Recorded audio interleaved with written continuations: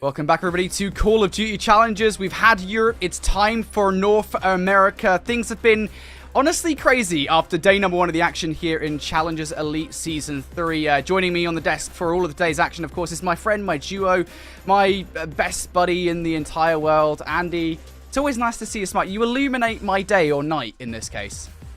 Yeah, or just about to be the early bits of the morning for you as a man of beating. But it's fantastic to be back. Again, we had a banger of an opening for today, Thursday, day number 2 of round robin play for Europe. I can only imagine things might follow suit here for North America. Yeah, I'm just gonna say it's probably just gonna be crazy. Like, day number 1 was nuts.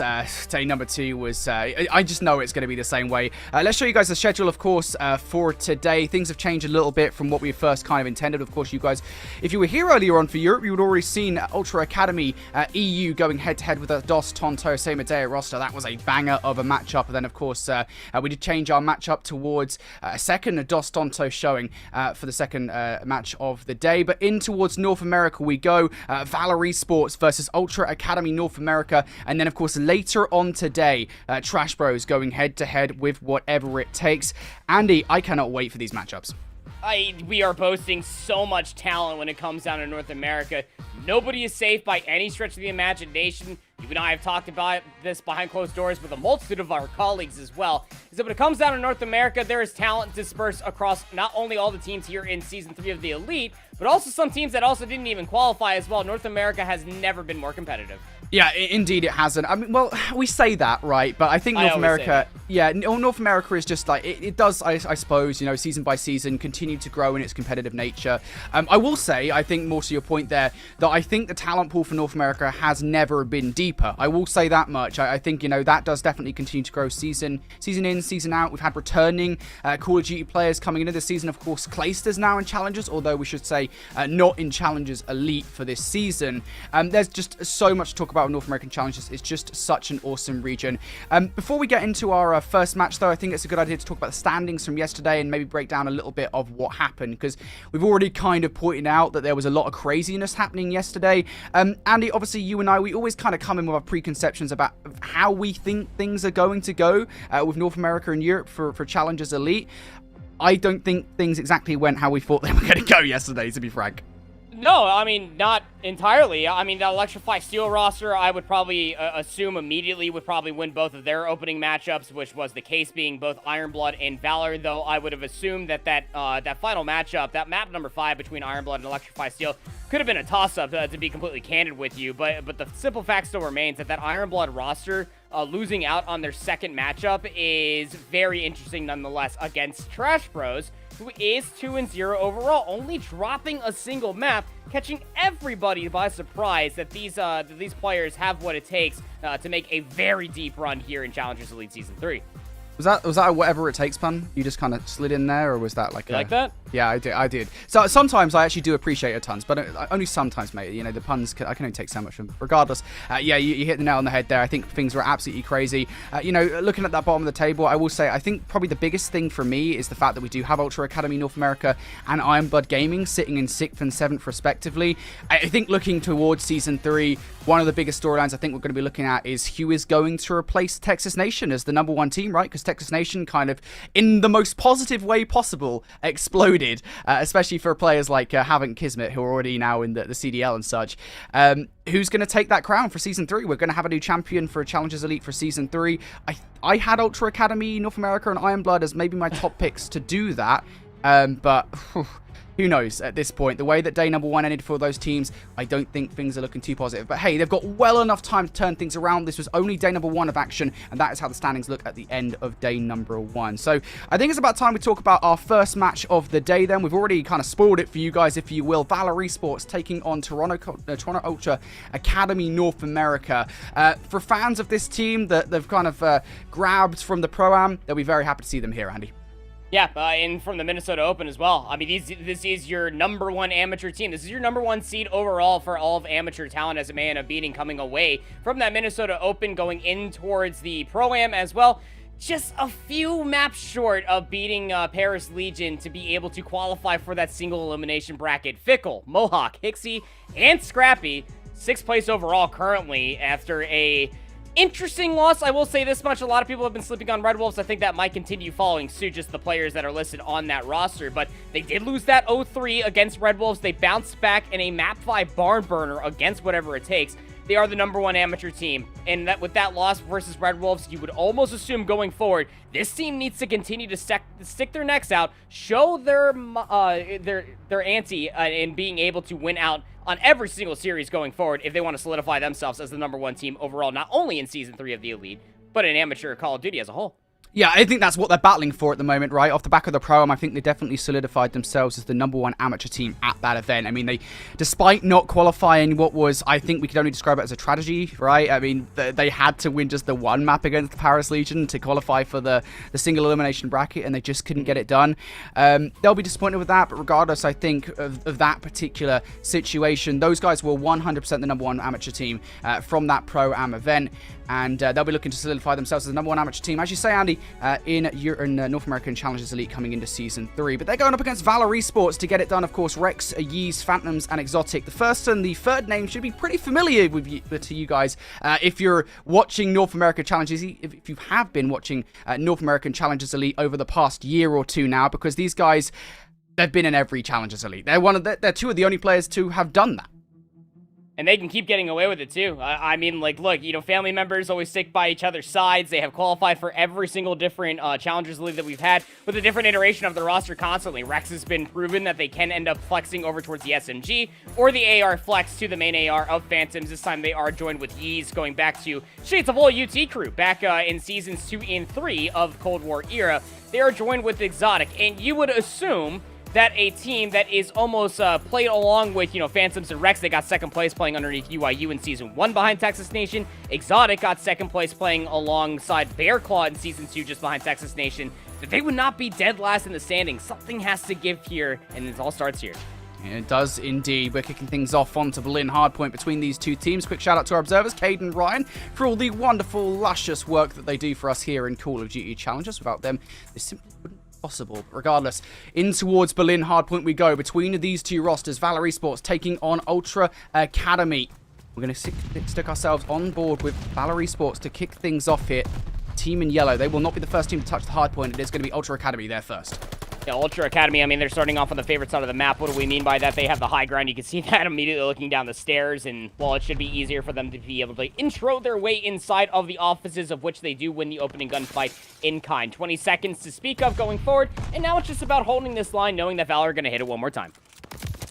Rex trying to make his way up the side, of course, waiting for the rest of his team to push on through from the train station. Unfortunately, that push hasn't exactly amounted to much at all. That will continue to be Ultra Academy North America that hold on towards this hard point. 15 seconds that you don't really want to give up if you're Valor. You're still kind of sending Exotic for what is ultimately scrap time, but these rotational battles are arguably far more important, and it will be Valor that will be coming out on top for now. Yeez has found himself in towards the new hard point. Might have to contend with Hixie, of course, the UK lad finding himself on the North American side, and Hixie will actually pick up that first kill versus Yeez. Vickle with another one as well. For Ultra Academy North America, this has actually been a splendid rotation, one that they weren't actually there for first.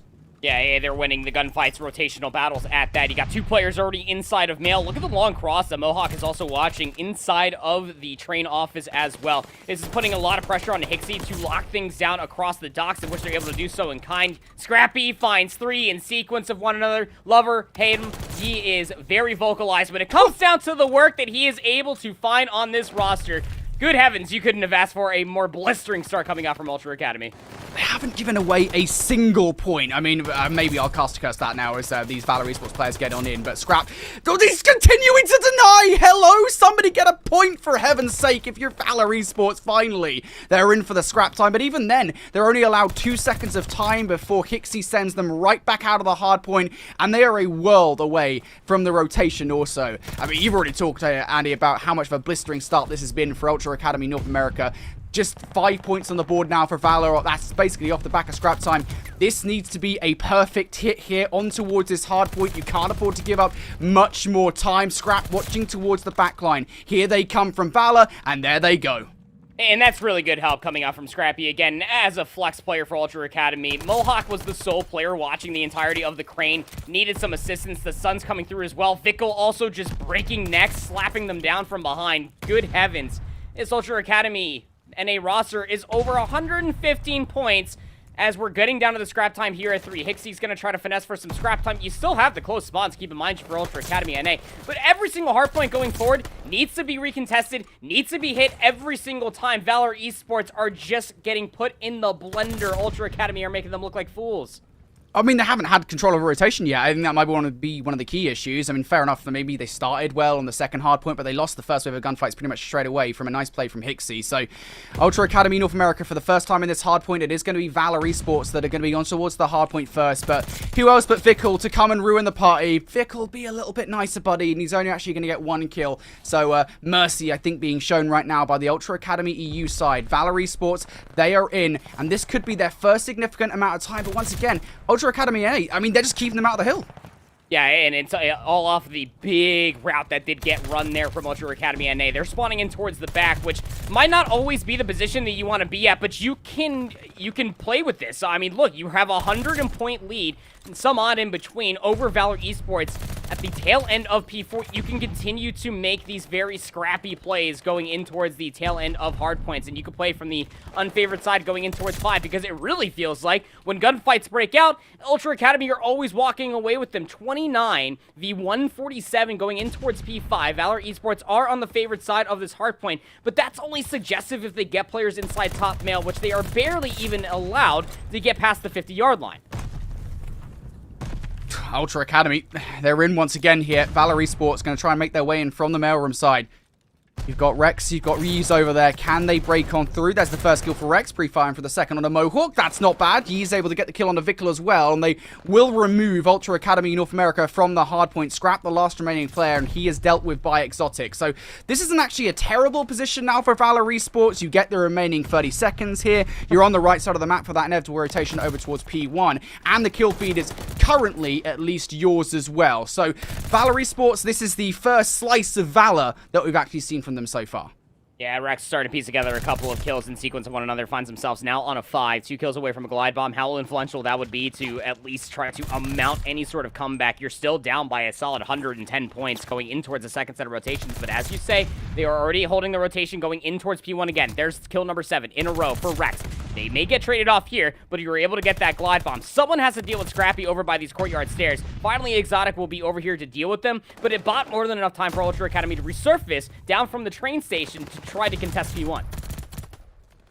Valor Esports looking for some time off the back of the office hardpoint, but Hixie's going to deny. Scrap also there, and that's going to be 3 down here for Valor Esports. There is still 1 player hanging around where they're not wanted. It's Phantoms, and he will be quickly dealt with there by Hixie, who flies out towards the stairwell to get rid of that player. Ultra Academy North America here, they have such a massive leader's advantage. Surely this one will not slip away in the game. There's still 20 seconds here in this hardpoint, though, for Valor to soak up if they can break on through, but honestly, at this point, you're looking at Scrap. He's able to get a couple of kills on through. Can Yeez fly on in through the window? No is the answer.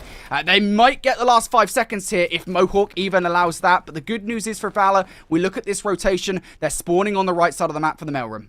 They'll be in for the initial time, but no one's watching that B lane, not directly, so Hixie's going to try to hit that route. Is backed up ever so slightly by Mohawk. 209 v 67. This has to be a 140-point swing coming through from Valor Esports between 2 and 3, and easier said than done, as Ultra Academy are already threatening it from the front, and you got the pinch from Hixie completing that flank.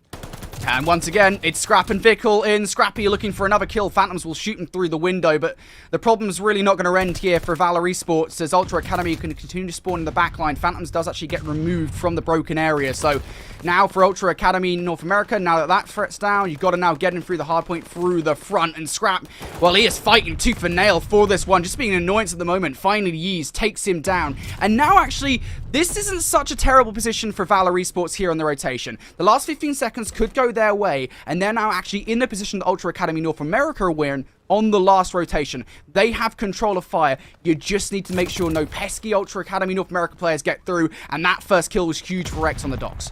Yes, it absolutely is. So that way Vickle doesn't try to threaten at least an immediate spawn flip. I mean, you're still down by what feels about 117 points about to be. You got to deal with all these waves. It's a horde of zombies of Ultra Academy NA players just running at you at this point, and you finally were able to deal with the final player. So now you have to read where this hit's coming from next. Yeez gets the information. Ego chows to Vickle. Of course, you were kind of stuck in the engagement either way at about 56 HP. Vickle wins that one, but still buying a lot of time as Valor Esports are slowly working their way maybe back into this game, but the kill feed would still favor Ultra Academy NA to break their way back inside of 3.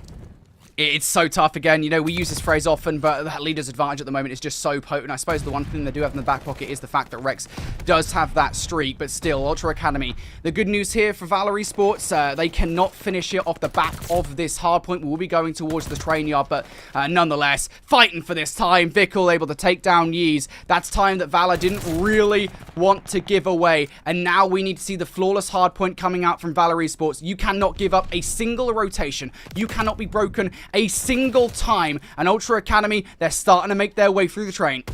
And you almost have to feel that Rex has to call on this glide bomb sooner rather than later if they start to get it at least broken up. That's still a resource in their back pocket, as you can see on your screen. But, I mean, Phantoms, Cousin, finds 3, he's for the 4th, so you're able to hold strong. 40 seconds still left to play over on this hardpoint. To play flawless hardpoint on a map like Berlin is one of those easier said than done circumstances, but the way that Valor have themselves set up on this hardpoint itself is absolutely sublime as Phantoms finds kill number 6 in a row. If you get 2 glide bombs going forward, that could be the potential for a snowball effect that Valor absolutely need. Oh, and Phantoms is going to get it. There is number 7. So this is 2 glide bombs now for Rex and Phantoms, the duo that have been together for the longest time. And now perhaps they could be the duo to bring Valor Esports back into a victory here. This, I think, would probably be one of the greatest comebacks in Call of Duty Challenges history if they're able to get it done. Ultra Academy, they just need 1 second. Phantoms is going to remove Hixie from the point, but that's where the danger comes in. Ultra, they just needed 1 second at that point. You need it to be perfect, and streaks or not, it's not gonna matter. Ultra, they walk away with victory. And I'll tell you what, I mean, Valor, they made that look a lot more respectable towards the end of the game there, Andy, but it's just not enough. You just almost feel like that late resurgence from Valor was just that, was a late resurgence, that they were just getting absolutely run over at the beginning of that Berlin hardpoint, which is very interesting because we didn't even really just preamble about the overall map series and set as it may end up standing that, I mean, both these two teams walking in towards Berlin, they didn't win it at all yesterday. I mean, you had Valor that lost it twice, Toronto Ultra Academy that lost it once versus whatever it takes, but even more so than that, what you are soon realizing is what this Ultra Academy NA roster can bring to the table. They are consistently running at you and winning gunfights like there's no tomorrow. I mean, Scrappy went on that massive spree where they simply had no business to as well. And it's not just Scrappy. You have Mohawk that's playing such a crucial role, locking and anchoring down spawns. Hixie, Vickle also playing in crucial moments to put themselves in further positions to be able to sequence hardpoint after hardpoint. Coach Mystic has to be very happy. Of course, the players always have to execute, but studying some VOD off of last night and previous weeks, I'm sure for some scrims, got these boys looking nice in the opening hardpoint.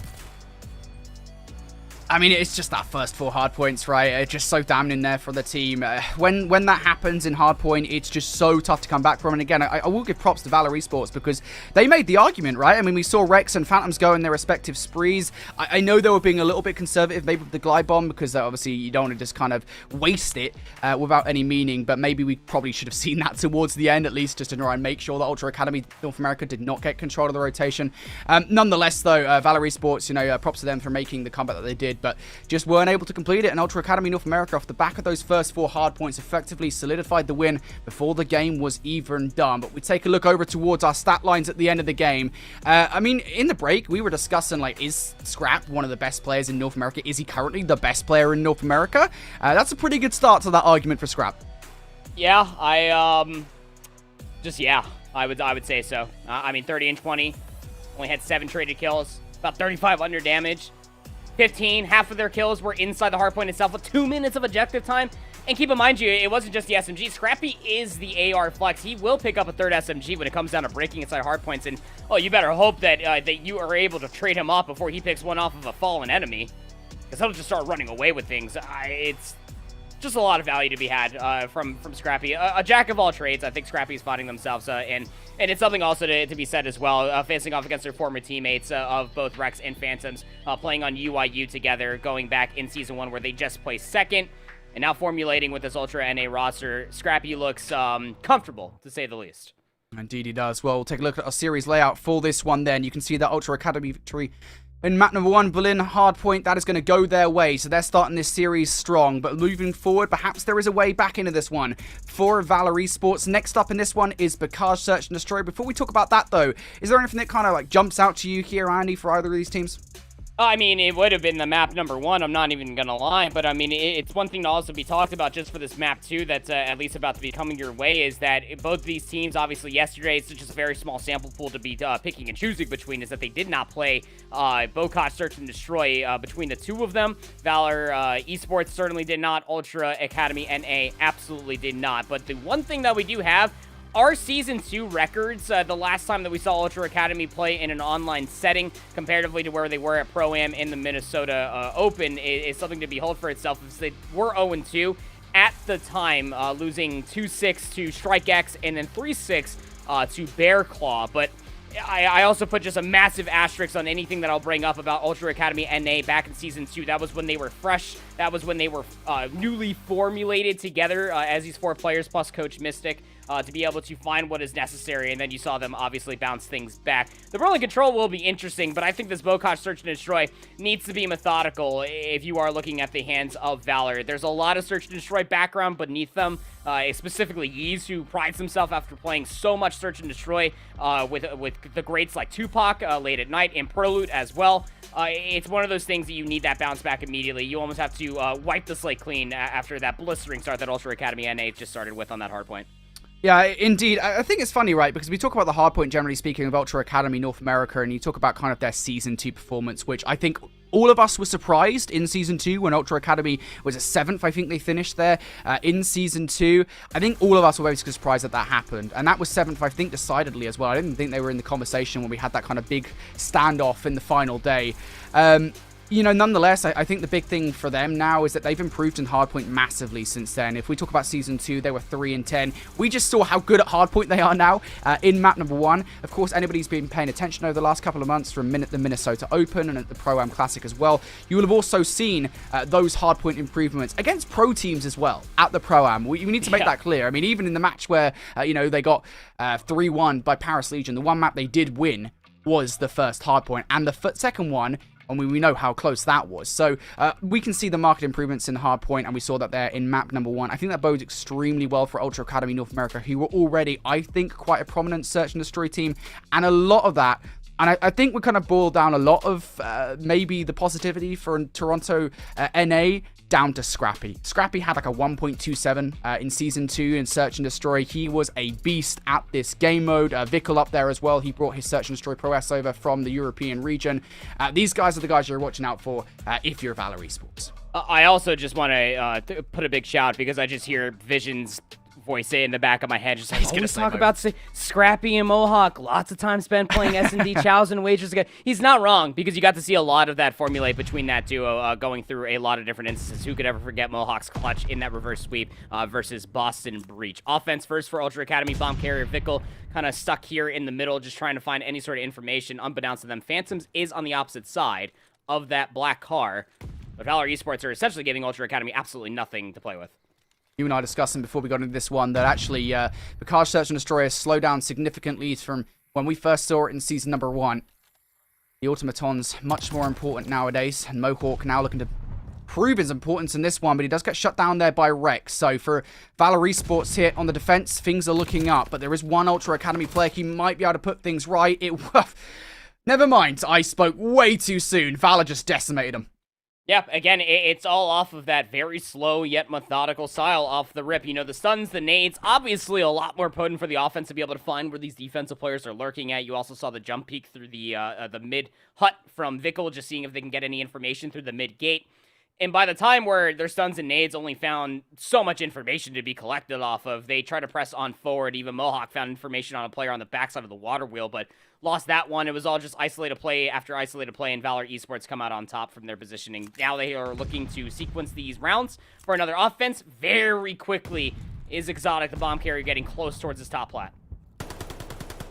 Fickle sees the player there. He's through the wall, and he's now going to slide out as Exotic. Actually, you saw, but it doesn't really matter. The trade is in effect right off the bat now. 3-3 we go. Hixie can maybe catch these players off guard. He does from the top Grandma's window, and will be able to get away with his life here, you have to imagine. So now that bomb down inside the alley. It's going to have to be Phantoms and Rex to make the retrieval. Phantoms has been caught off guard, and now for Rex, 1v3, gets the first kill. Problem 1, bomb is dropped. About to say problem 2, probably has to reload. At least deals with problem 2. But now problem 3 has no idea where these players are located at. You got Scrappy that is just isolated inside of the top side of barn. Rex knows that he has to clear away this positioning, but the way that Scrappy is crouched on that roof paneling, Rex just won't see him. He's searching desperately. Maybe Scrap will turn around and get some nice timing here to get the kill. And there it is. The bomb has been picked up now by Rex. Does he run all the way over towards B? That would technically speaking be the safer bet. I don't think anybody would see him do it, but time is quickly running out in this one. It won't be long before Ultra Academy North America send their players towards the respective sites, and Rex is still searching here. He's made his decision, though. Over towards B, he wants to go. And I think this play actually might just be a case of a 1v2 at this point is impossible. I'm on 3 in a row.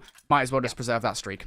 Exactly. Being on 3 in a row, it's very influential when you think about just overall streaks. That glide bomb, how crucial it can honestly be to be able to not only get information, but post-plant, retakes. It's all very good on a map like Bocage. There's only so much refuge that you can find to not die by way of the glide bomb. You won that first round, so at least you had the opening to play with. Again, did not have any immediate information where anybody was located at. Didn't see a single soul.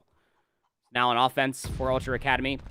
Looking to find more value with their son's nades. Fickle, back to their devious ways, jump through this window, see if they can find anybody. Once again, we talked about how this search and destroy has slowed down to a snail's pace. The time since season number 1. We're seeing that in effect once again here. Ultra Academy North America do not want to give anything away, but this is a bold move. Fickle, the player with the bomb, is being sent all the way down a street. He gets that first blood versus Rex. Scrap also going to take down Phantoms as well. So the numbers now in favor, 3v2 in favor of Ultra Academy North America. The bomb now going to go down. For Yeez and Exotic, how do you play this? You don't really have much information in the way of where these players are. This has to be doubled up together. That's why you're seeing Exotic just wait up for Yeez. And they're going to try to push this together. Nice early damage from Exotic. The bait and switch is good. 2v2. Vickel's seen him, though. Should be able to play this. The information will be there for Hixie. He should be ready for these guys at the willow tree. But he loses the engagement. Now Vickel from behind to get 2. It's nice teamwork there from Hixie and Vickel, the EU duo on Academy NA. I mean, that was almost 2v3 from Exotic and Yeez. But, I mean, Vickel catches both players weak. The bait and switch to be able to take down Scrap through the middle of the map and then immediately just run over Hixie on the other side of the willow tree. It just came down to being able to find where that last player was located at, that last player being Vickel. And as you were saying, I mean, he saw them both. It just crossed through the back. More or less, it was information from Scrappy's death cam, of course. Nice 2-round stint coming through from Ultra Academy NA, and they have the read correctly. Here comes Valor for A. Mohawk drawn that first blood, so this is going to be tougher now for Valor to get the bomb down. But still, it hasn't exactly fallen just yet, and even better, Vickel gets aggressive against Yeez. I kind of get the idea, but the execution wasn't the best. Hixie trying to get his way out of there, and he will. But Hixie for the 1v3, this is going to be tough. He's made this read perfectly, though, or maybe not. I thought for a second he'd go and check B. That hasn't been the case, so the bomb now down. Favor for the reload, going to try to find some players, and the timing is just so tough. Again, you have to clear away the backside of the willow tree. Phantoms is there. Just whack-a-mole now. Phantoms gets the read on Hixie. The nade, how well is it cooked? It won't be able to find a tag. You have to allocate 7.5 seconds for the defuse. Phantoms just playing with his food. The moment that Hixie slides around the corner, Phantoms was there, already L-triggered looking at it. Nice little bounce back, stopping the bleeding. Valor Esports put themselves back on the board, tie things up 2 apiece. And again, what you're mostly looking at is those trades needed to come through. I almost want to say both Scrappy and Vickel, when they were pushing on the other side of the water wheel, Brody, that they both stopped shooting, essentially. They thought that they got the kills. They thought that they got the trades, but the crossfire just kept those players from Valor Esports alive. And they were able to then find themselves that opening in a 2v1. Obviously, they could freely rotate over towards B rather than try to aggress their way back over towards A. And we're knotted back up here in round number 5. Both search and destroy early on between these two teams. G's going to draw first blood in this round, though. An immediate trade coming through. Nice teamwork from Ultra Academy North America. We expect nothing less from this roster. Is there a clutch on the card here for Phantoms and Exotic? Well, the former of those two players, no. But Exotic now 1v3. The bomb is down. What do you do? Don't even find the information. I snap on a Hixie through the gate. Break that wall up top. Mohawk probably heard that. What? We'll find Vickle. Mohawk needs to push this for this trade right now. He's going to be behind Exotic, unbeknownst to Exotic, though. Does not fully check around their backside. But I got to tell you, man, I truly believe that that clutch was about to be coming through in a 1v3 somehow, some way. I love the rollout coming through from Ultra Academy NA. It does have to be talked about. They fly through the middle of the map. They find that first player through the mid gate, although Yeez does find first blood. What do they do with that information? They drop down over towards B from their numbers in the middle of the map. Don't even play with any sort of idea or lack of knowledge where the players are located at defensively over by the AS&D. And then they clear away the back Willow tree. They get that bomb down and play in a post-plant situation. But I gotta tell you, I mean, Exotic almost gave himself a real good look to maybe try to clutch that bad boy. Oh, that would have been one of the more eclectic moments here in Search and Destroy, but the 1v3 has been denied. Ultra Academy. Back on towards the defense they go. Got Mohawk towards that back tank area, keeping an eagle eye on A. Fortunately for Valor, they've already lost first blood in this round. Exotic down for the count, and that's bomb as well. Just patty cake down on old AS&D. Vickle throws some shots through the door. Will be traded out. Yeez is still alive. Keep in mind, you 3v2. Bomb still needs to get collected. 2v2 we go. 1v2. And there's the players just like that. Valor Esports going to fall. Ultra Academy N8 win the defensive round here. They take a 2-round lead over Valor. And that bomb was just so far forward. It was a tough one to retrieve. Yeah, not that anybody totally cares about the conversations that Brody and I have behind closed doors in the digital green room, but that's part of the reason why Bokosh Search and Destroy has truly slowed all the way down. You gotta deal with Mohawk. You gotta deal with the main AR player or any AR player that's just playing on that God tank all the way in the backside of the hedges. If you don't, the stuns will come through. They get the information that Rex was up close, and the moment that you end up getting that stun onto Exotic, my bad, is that you could just follow up with it without some G's inside of Grandma's. You just have to really pick and choose where the information is gained and gathered. A lot more focus over towards the main road and over by the BS&D for Valor. Ultra Academy have planted the bomb down there twice on over as they slow their roll through the middle of the map.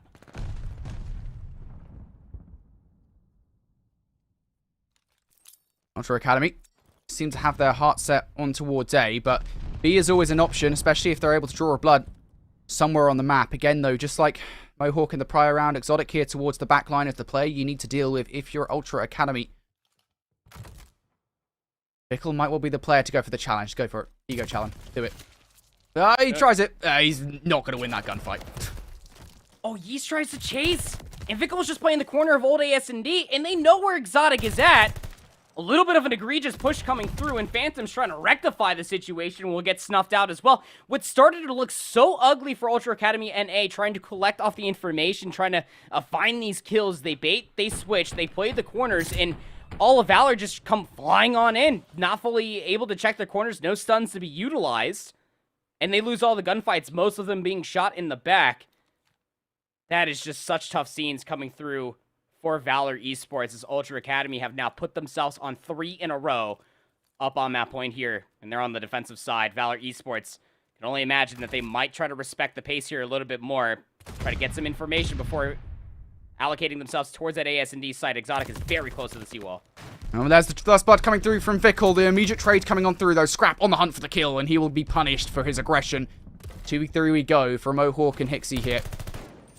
Can you find anything? Mohawk with the information. Just going to try and run away now. He's baited out Exotic perfectly. Hello. Gets away with his life as well. And now the bomb down in a horrible position for Valor. Mohawk is running roots at the moment. And now it's Hixie 1v2. This is crazy. 1v1 now. Rex has seen him. Hixie trying to strong side his way away from that one. And he will get away for now. These players on the opposite side of the map. It's time to breathe. Rex saw the information, got damage on the Hixie, so you have to plant that bomb. It's planted essentially for the backside of the tank, all the way on the side of hedges. Tries to clear the middle of the map. 2 ships in the night. They pass each other. Rex sees Hixie in towards the back. Valor stays alive here in the Search and Destroy. Just by the hair on their chins. Again, if Scrappy does not get punished for their over-aggression through the middle of the map, kind of failed themselves a little bit, you're probably going to be looking at a much better situation to maybe try to stall out the offense a little bit further. But, I mean, Mohawk really started to even things out with those routes that were being run with the pistol, able to find themselves at least that one kill, and then Hixie cleaning up on that damage that was soon to follow. But very tough situation. If you're looking at that from Hixie's point of view, you have no idea where Exotic is going to resurface from. Offensive attempt now, still map point for Ultra Academy NA, as they are having, again, a main focus towards Barn in the middle of the map, but this is leaning more towards an Aka middle. Nade. Nice nades. Very nice nades. It removes Exotic from that power position. Scrap draws first blood as well. And Exotic is back here now, at least, right? So you have that, but Mohawk is also in a power position towards that minefield area. Exotic gets that blood. Now looking for the second kill against Fickle. He might not know that Scrap is very far pushed up. The pre-fire coming in from Scrap, by the way. Phantom's going to punish him for that. So 2v2 we go. And now I think Ultra Academy North America are much less certain about this push towards B. Exotic, this is a perfect reaction from the veteran. Such a massive play. Through so many offensive attempts, Ultra Academy, they have lost value over by A, and they quickly shift their focus over towards B. Now, Vickle just has no idea where these players are located as, busting through all of these doors like the Kool-Aid Man. Just seeing if they can find some timing in towards the back, but you see what Valor have done. They have completely flipped the map. Exotic's in the position to watch the A plant from coming through. Now, you only need 4.5 seconds to plant this bomb. Vickle trying to clear as many corners as possible before deciding which bomb site to go to. By the time they get down over by B, Phantoms will be watching the cross. Fickle is like, yeah, I'm just gonna reach out real quick, don't worry about it. The best thing I could do in this situation is try and catch you off guard. You are not catching that player off guard there. Valor Esports refusing to die at the moment here, Andy. Beautiful clutch from them, and that was a really good reaction, I think, in that round to exactly what Ultra Academy North America were doing. Yeah, again, through so many different rounds through the middle of the map, not finding good value over by A, Ultra Academy NA have flipped the switch and have moved their way over towards the BS&D side to be able to win a handful of offensive rounds now, but it's 2 rounds on the bounce for Valor Esports, just keeping them within 1. Here in round number 10, trying to force a round 11. Again, looking for this A middle. Nobody towards the middle of the map. They are leaving Phantoms behind to watch that cross. 3 players strong over towards the AS&D. And Exotic's going for this bomb plant. Mohawk won't know. Now the nade's going out. That's going to be a warning sign to make sure they stay away. The bomb now down, and that's a repositioning that Ultra Academy North America did not anticipate. Gotta retake the site. Those players from Valor Esports have been pushed all the way back, and now you've got the numbers on the site. Vickle's going to jump on the bomb. Surely Yeez checks this, even if he does. The cover is here. Can anybody from Valor get to the bomb in time? Exotic trying to make the push in from behind, but Vickle, he's going to grab the defuse, and Ultra Academy NA, the gall to do that. Incredible play call there in round number 10 to close out the search and destroy. I mean, the way that they just executed that, like, you know that they have rehearsed that such a retake. I don't know how many times. I mean, it was just picture perfect. I mean, you saw Vickle, Mohawk just laying on their belly real quick. Just like, I got you covered, buddy. Don't worry about it. Vickle hops on the defuse. They had one more player behind them as well, standing over top of the AS&D. I mean, challenge as you might, he's more than aware the amount of search and destroy that young buck plays, more than aware of the situation at hand. Hey, we didn't find those kills. They're probably hopping on the defuse immediately, trying to go for the ninja. But unbeknownst to them, you didn't just have the one on the defuse. You had 3 total players on A plat as a whole for Ultra and A. Again, the goal to be able to make that play happen and to see it come through like that. What a way to close out the search and destroy. That's courage right there, you know, you don't often see plays like that. I will say as well, you know, maybe there's a little bit of knowledge for Ultra Academy North America, because in front of the bomb site, the bomb where the bomb was planted, right, you've got this little lip of brick that might actually, I think, cover a player laying down trying to defuse a bomb, right? So obviously you've got the little fence that's destructible. I think Ultra Academy North America are playing exactly around that, but I mean, to play like that, to make that play cool, that is why these guys have their search and destroy strats put away in a book somewhere. Beautifully done. In round number 10, we can take a look over towards the stat lines, and I think things are pretty even, to be honest, across the board. Ultra Academy North America, I think that right there encapsulates a team effort if we've ever seen one. Yeah, I mean, the only one that really, like, kind of stands above the rest are just, you know, a couple of AR players. You see about 1,200 damage for Mohawk, about 1,200 damage for Rex. Exotic going 8 and 6 is probably one of the biggest shouts that we could possibly offer for ourselves in a multitude of 1v odd situations. Also made the gut check call to force out that round number 10 as well, just having such incredible reads. Understanding, I mean, Exotic is as wise as they come. They have played Call of Duty for a very long time to be able to read the tendencies from Ultra Academy NA, to be able to call their bluff after losing focus over by A and immediately shift their focus over towards B. But even more so than that, yeah, pretty even from top to bottom. It was a very contested search and destroy. When it's all considered at the end of it, Ultra Academy NA just did a better job through a lot of their offensive executes, winning those multitude of rounds in a row, those 3 to be able to put themselves on map point like that. It was just the overall pressure, the understanding of watching each other's crosses through the middle of the map and getting away with highway robbery, being able to find that 1 kill over by Black Car twice on over, and then planting the bomb at B for the round win. I'll tell you what, if Toronto Ultra Academy North America haven't already taken your breath away from the Pro-Am Classic, well, I think that play most certainly did. So we'll give you a moment here at home to get your breath back. We'll be going to a break. When we return, we've got some more Call of Duty after this.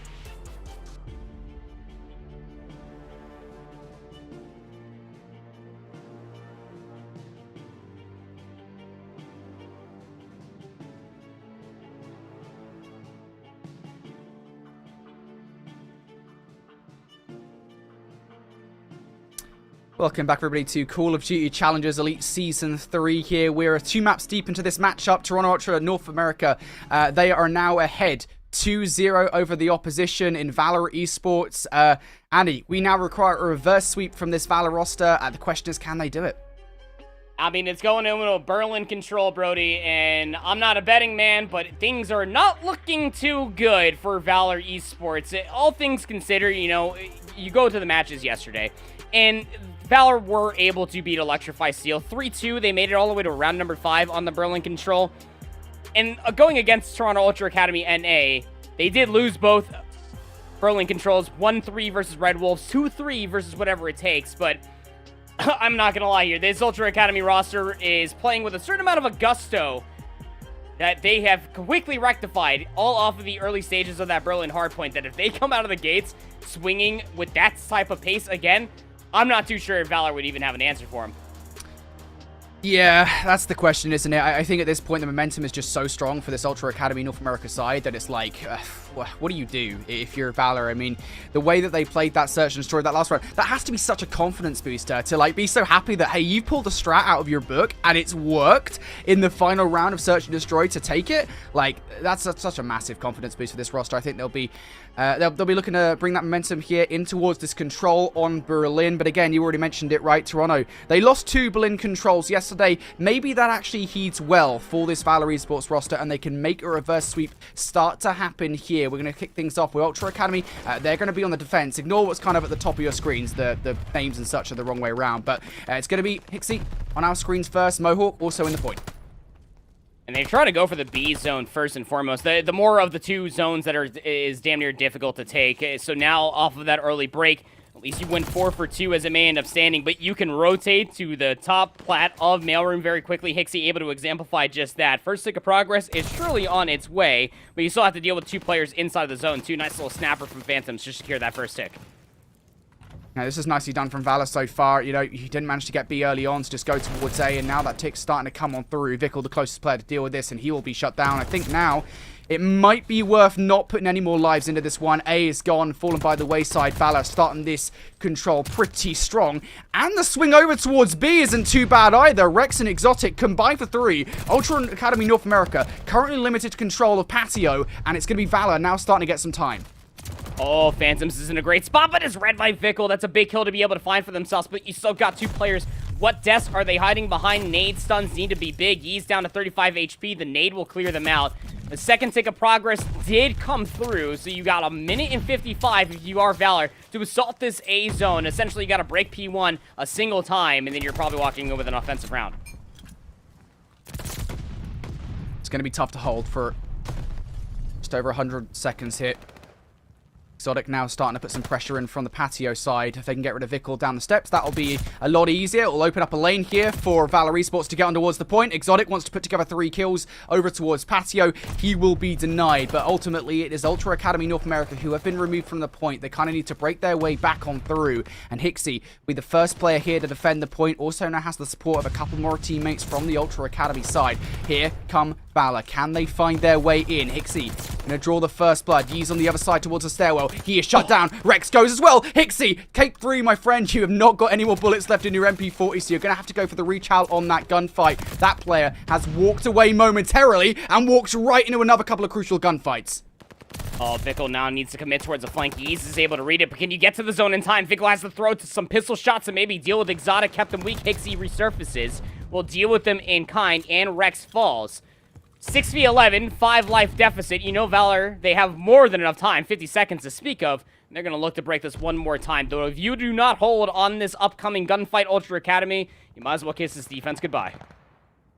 Could all fall apart here in round number 1 for Ultra Academy North America. Hixie makes the call, puts a premature shot in towards Yeez as well, but it doesn't matter. Now needs to get a little bit zealous and will not find the gunfights. Now down to 3v9. Ultra Academy Mohawk will not see this game again until round number 2. Scrap able to pick up 1 though. 31 seconds. You need to remove these players and you need to do it flawlessly. Exotic and Yeez combine for 3. They're able to get it done. And how about that for aggression and vigor and or gusto, to use the word that you would use here, Andy, in round number 1.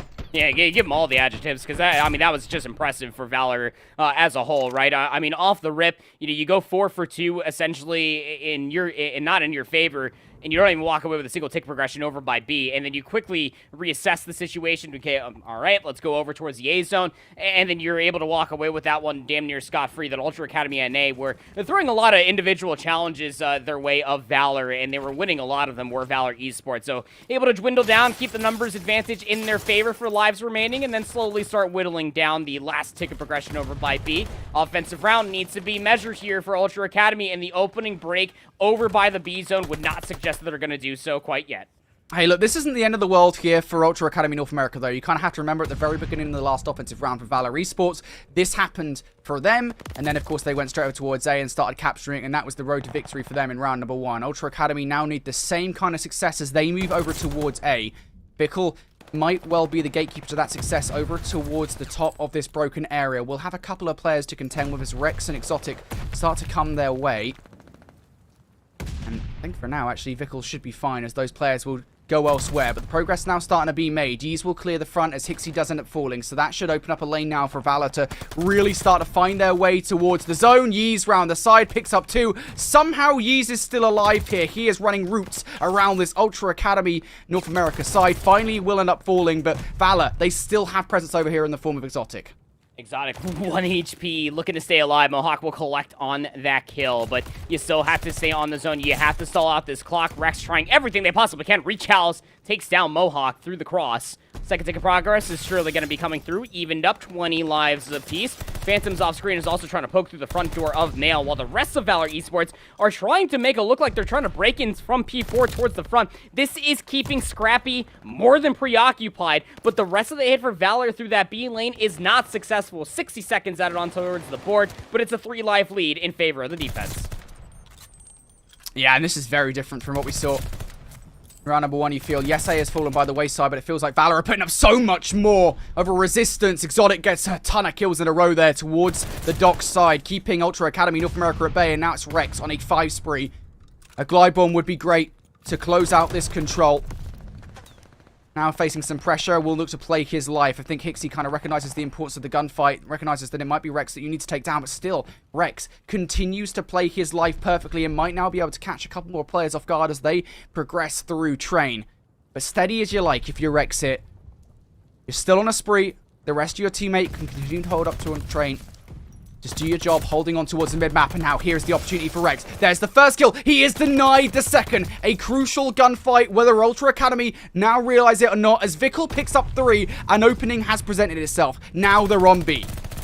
On B indeed, Vickle will be traded out here. Exotic is starting to make the forward play happen. Some nades coming through on both different sides, but it's Phantoms that cleans up Scrap from behind. 11v6. 2 more respawns remaining, 30 seconds. You can still make one desperate attempt if you are Ultra Academy, but you gotta read that Exotic's in the corner of the concourse.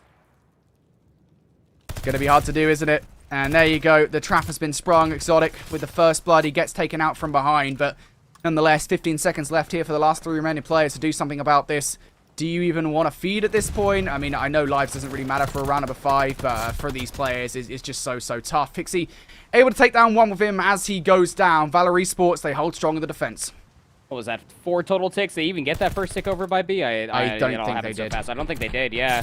So a 2-tick lead in favor of Valor, again, who are just playing with a certain amount of aggression. And that's what it is called for when you are looking at Berlin Control. Comparatively to Tuscan and Gavutu, I mean, especially Gavutu, it is less monotonous, let's say that much, to find value in forward aggression for both sides, offensive, defensive. Like, it's just very difficult to do it as consistently as what we're seeing from Valor on 2 different sides. But when you got a double positive Dylan Rex, although denied that glide bomb, it becomes a little bit more potent, and Exotic is right behind them at 18-11 as well. Aggression, again, to start things off for Valor. Why not? You're up 2-0 in the control as far as the count is concerned. Go for B, see if you can get it off the rip. Here we go from Valor. They're going to attempt it, but denied are they, as Phantom's now the last remaining player left up over here. But I tell you what, now on a 5 spree, looking to get number 6, Vickle with the denial. So for Ultra Academy North America, this is not a bad defensive start, but they need to make sure that Valor do not swing straight from that B towards A and get the capture as quickly as they did last time around. Exotic will be the first player in now for Valor Esports as they now look to capture A. And if we take a look at the minimap, all of Ultra Academy North America are very far away from the point right now. They need to swing all the way around the backside here to try and retake this mailroom area. Yeah, Scrappy is going to have an isolated engagement versus Phantoms off screen. They're able to find it, so the flank is now a little bit popped open for Valor Esports, but the problem is that the players trying to get back inside of Mail towards that A zone come up with absolutely nothing. So the flank play that was manifesting for Scrappy means absolutely nothing. A zone has been secured. 60 seconds out on towards the board. 1:45 left to play with even lives to speak of. 22v22. And look what Valor Esports are doing. They know that Scrappy's on the backside of the railroad. So what they're doing, they're trying to flip out the map entirely. Mohawk has the read on 1, but is not expecting 2 more. He's ready for them. Trying to take that gunfight versus Yeez. Is denied though. Vickle going to fall as well.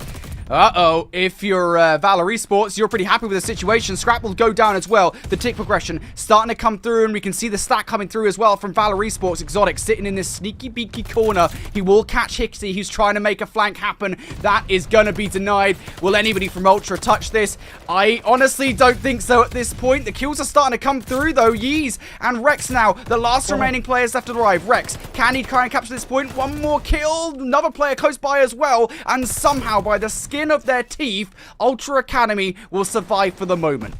Have a 3-life lead as well. Do Valor Esports a minute in 20. They can really start whittling down these lives. You would almost effectively feel that it's just one wave of kills are all that are required. But you can see Ultra Academy, they're feeling the pressure to try to press on forward. It is Mohawk that is pushing far forward, but doesn't read over by the concourse stairs. Exotic is over here. Finds kill number 22. And Exotic will find Dylan Rex will find another one off screen as well. Not enough zone control coming through, though, to be able to step on that zone. Finally, Exotic does step onto the zone, and that'll force Ultra Academy to come towards them.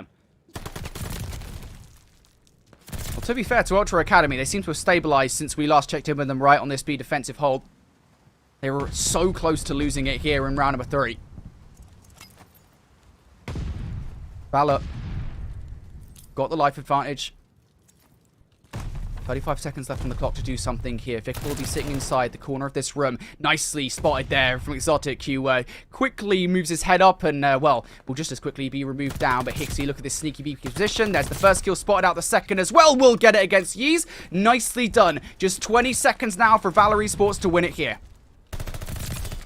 15 seconds, 76 Mohawk. These guys are playing a very different type of control, just playing these tight corners. Truck will explode by way of fragmentation grenade thanks to Phantoms. Last little attempt about to be coming through 3 seconds. I don't even think they can get there in time. Not with these line of sights that are currently being held by Ultra Academy. They get on the zone, but they get gunned down the moment that they dip their toes inside of the zone itself. To say that Ultra Academy NA held on there by the skin of their teeth is an understatement. They legitimately had what felt like about 97% of that last tick progression through for Valor Esports, but they hold off. They only allow those 5 total ticks of progression to come all the way through, which would suggest what you all are probably thinking at home, but I have written down in my journal that Ultra Academy NA essentially have to win back-to-back offenses if they want to take this in a 3-0 fashion. It's going to be tough to pull off. Ultra Academy North America, though, no strangers to clutching.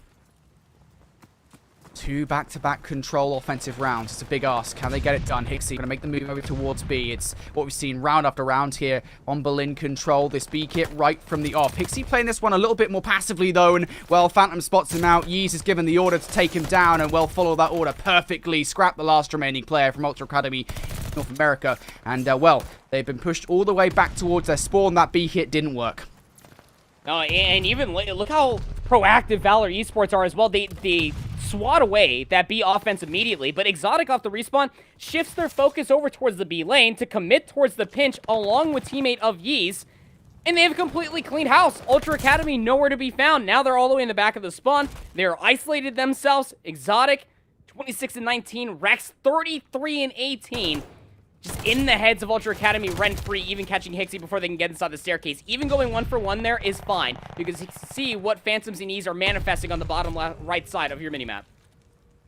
Yeah, Valor Esports right now doing what Ultra Academy North America could not. They've actually successfully got players in on the flank. It's whether or not they can activate now and actually stop this offense. There it is, Yeez. He's going to pull off the first kill. He's going to pull off the second as well. Rex on our screens will pick up Scrap. That is Ultra Academy removed from the point. It's desperation time if you're Ultra here. 20 seconds on the clock to get yourselves on towards A. This hit, it needs to be successful. Rex inside, able to pick up the first. The trades are in though. Hixie able to pick up 2. Perhaps they can get on towards the point, and they will, but 8.5 seconds left here. Ultra, you cannot be taken off this.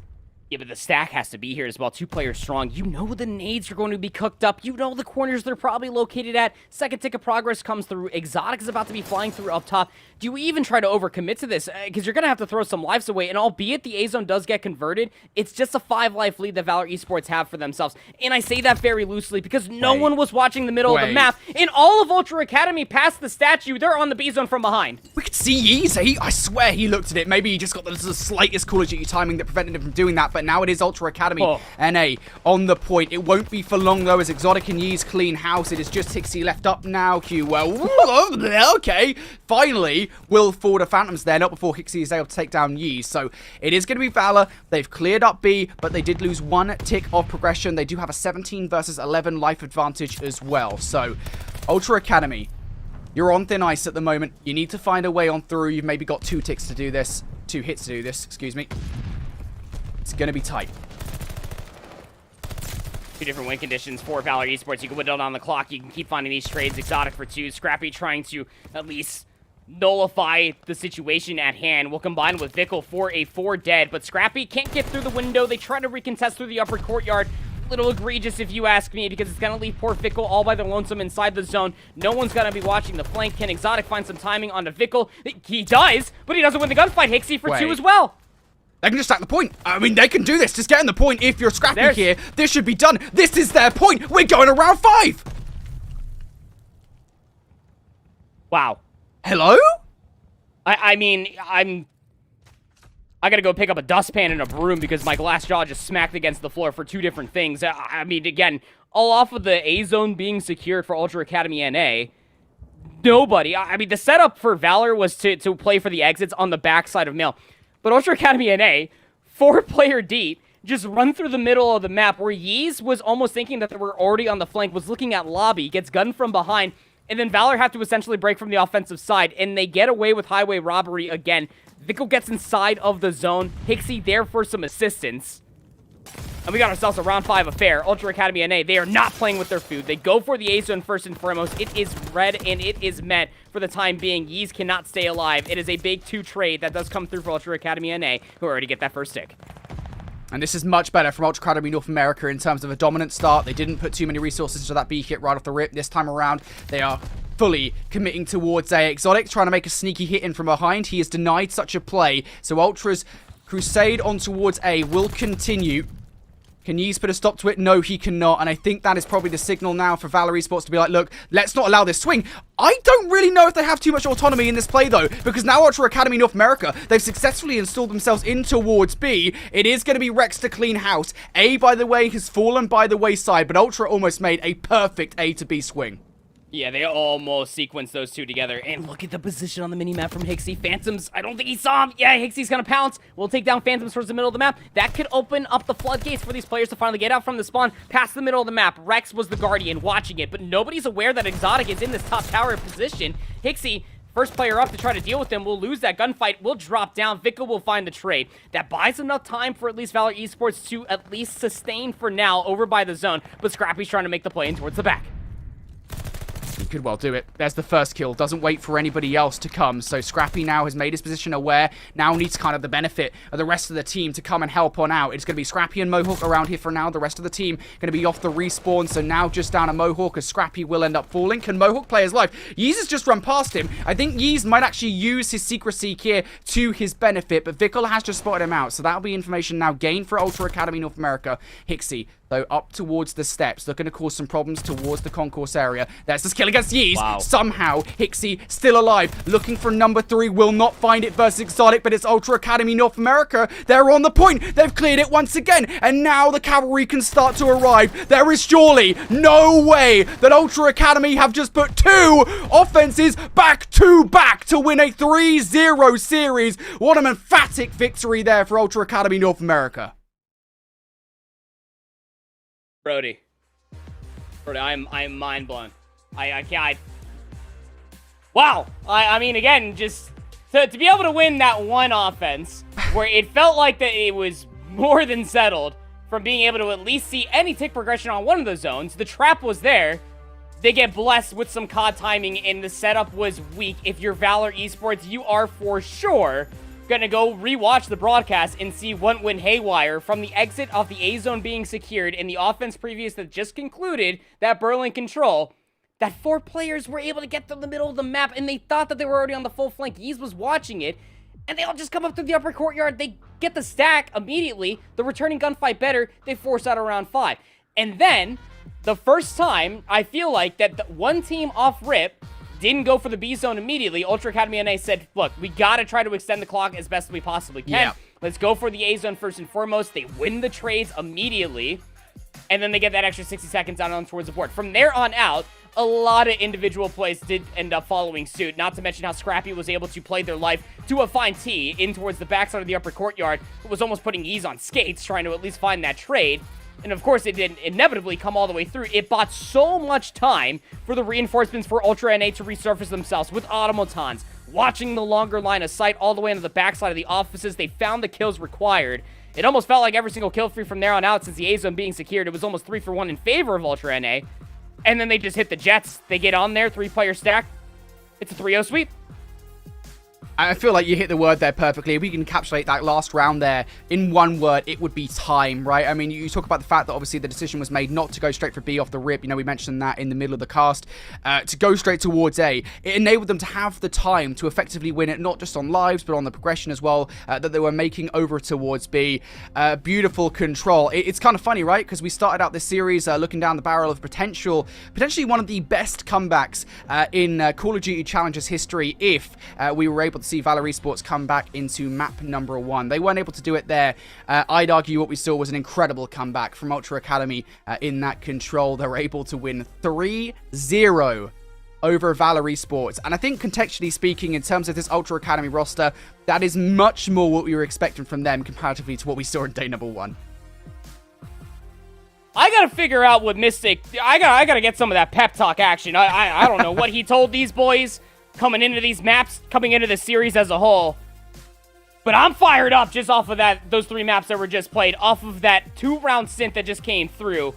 Again, when it comes down to it, those rounds in sequence on the Bocage Search and Destroy were absolutely electric. Coming through, the adaptation, sublime, middle of the map, transition over towards B. Being over 115 points through the first 3 hardpoints on the Berlin hardpoint, insane. And not to mention how you win 2 offensive rounds in sequence of one another, where Rex almost drops a 40 bomb in a Berlin controlled. This Ultra NA roster, again, I feel like although, yes, they lost to Red Wolves 3-0, we'll put a giant asterisk on that, but even more so than that, it just feels like that their skill ceiling just continues to grow higher and higher. Ooh, that was an impressive 3-0 from Ultra Academy. I think before we, kind of gas up any Ultra Academy players anymore, I think we should probably say, props to Valor, because I think they did play well in that series throughout. It was just kind of, they got outplayed time and time again. I certainly don't think the Search and Destroy scoreline, for example, tells the whole story, right? I mean, it was such a close S&D. The hard point as well, albeit, it was a rolling start for Ultra Academy North America. Valor, they made a comeback into the game, right? They made it at least competitive in the second half of the game. It was just too little too late. But I will say that control, I think Valor will be very upset with themselves over that, because 2-1 up when you're going into a double defense, those are situations I think on control here in Call of Duty Vanguard you should rarely lose. So Ultra Academy North America are going to be smiling off the back of that matchup. Of course, they've got 1 more to go, and the Call of Duty action isn't over yet. I believe we're going to jump into Trash Bros and Electrify Steel, who coming into today, Andy, both of them 2-0. Yeah, this is a massive matchup. Again, the battle for first this early on day number 2 of North America Round Robin for Season 3 of Challengers Elite. It's something, honestly, to behold for itself. Again, Trash Bros, if you're unfamiliar with just this roster as a whole, you cannot sleep on them, especially with a longtime duo of both Mach and Hollow. Hollow, I'm sure many of you remember, if you watched Modern Warfare 2019, did play on OGLA, Optic LA, with Draza. That was the end of the season pickup for Optic LA at that time. It didn't have too bad of a stint for themselves, just did not find a place when we did move into 4v4 for Cold War. Right. Kept their heads tucked, was able to at least find themselves a nice sequence of events going through. I think it was like, Season 3, if not 4, of Cold War Challengers Elite. And they were able to put themselves in a prime position to constantly find strides, to get surrounded by like-minded players, and to find themselves here 2-0 as far as North America Challengers Elite Season 3 is concerned. But they are going up against this Electrify Steel roster. Again, a team that caught waves coming into Season 2 of the Elite. Former Stallions roster, picking up mine, dropping 2 real along the way. You can see staying alive, just barely inside the series, taking the Gavutu control 3-1. Getting ready for that hardpoint, Brody. It's going to be good. It is going to be good indeed. I think it's interesting talking about this Electrify Steel roster. Of course, many people will know them as Stallions. There were events leading up to Season 3 that meant that Stallions would no longer be the organization for this roster. They were picked up just days before Season 3 by Electrify Steel. And, I think this team, they made that big change coming into Season 3 right off the back of Minnesota, where 2Real no longer on the team. Of course, they're bringing Mind in. Now, you and I, in the kind of off-season, if we will, were able to kind of catch a look at this Electrify Steel roster in a couple of tournaments, and I would say actually Mind is a really good addition to this team, and from what we saw as well, we should probably say one of the big things that the ex-Stallions team, they needed to pick up on was hardpoint coming into Season 3. Their hardpoint in Minnesota, maybe I think might have been the thing that befell them. Certainly in Season 2, it wasn't the best. I think coming into Season 3, at least from the look you and I got, they certainly look better in that game mode. Of course, it didn't help, apparently, in map number 1. We don't exactly know how these one went, but map number 1, it was a Trash Bros victory, 250 to 151. So one can only hope here, at least from my perspective, that for Electrify Steel, if they want to reverse sweep this series, those hardpoint improvements need to carry over to Tuscan hardpoint. Yeah, it surely does, and it's going to at least play to the strength of one, if not 2 players, if not all of them, truly. I mean, when you're thinking about this Electrify Steel roster as a whole, damn do they love to play fast, and they do or die by playing with such aggression and virtue in hitting very hard flanks. They love to break hard points. They're not always the ones initially in for the time, which is kind of like that double-edged sword. It's the gamble of playing hard point, I would say, and it can become quite alarming when it comes down to trying to bring such a mind sake, no pun intended, coming in towards Tuscan hardpoint. But the one thing that Mind does bring to the table, not only with the aggression, again, it's almost like kind of a cut and paste for what they were also doing comparatively to 2 Real. Just that little bit of an X factor just keeps the glue together. You're just really hoping that Yuli can continue to pop off for this roster, consistently find a decent amount of numbers in respawn game mode with the likes of both Kaiser and now Mind being brought into the mix to be able to take this Tuscan hardpoint. It will be interesting. They have not played it throughout the entirety of Season 2 of the Elite, or Season 3, excuse me, of the Elite so far. On the other side, for Trash Bros, they have played it one time. That was yesterday where they took down 705 Esports 250-2202. If you're unfamiliar, 705 Esports is Prasini, Classic, DiamondCon, and Royalty.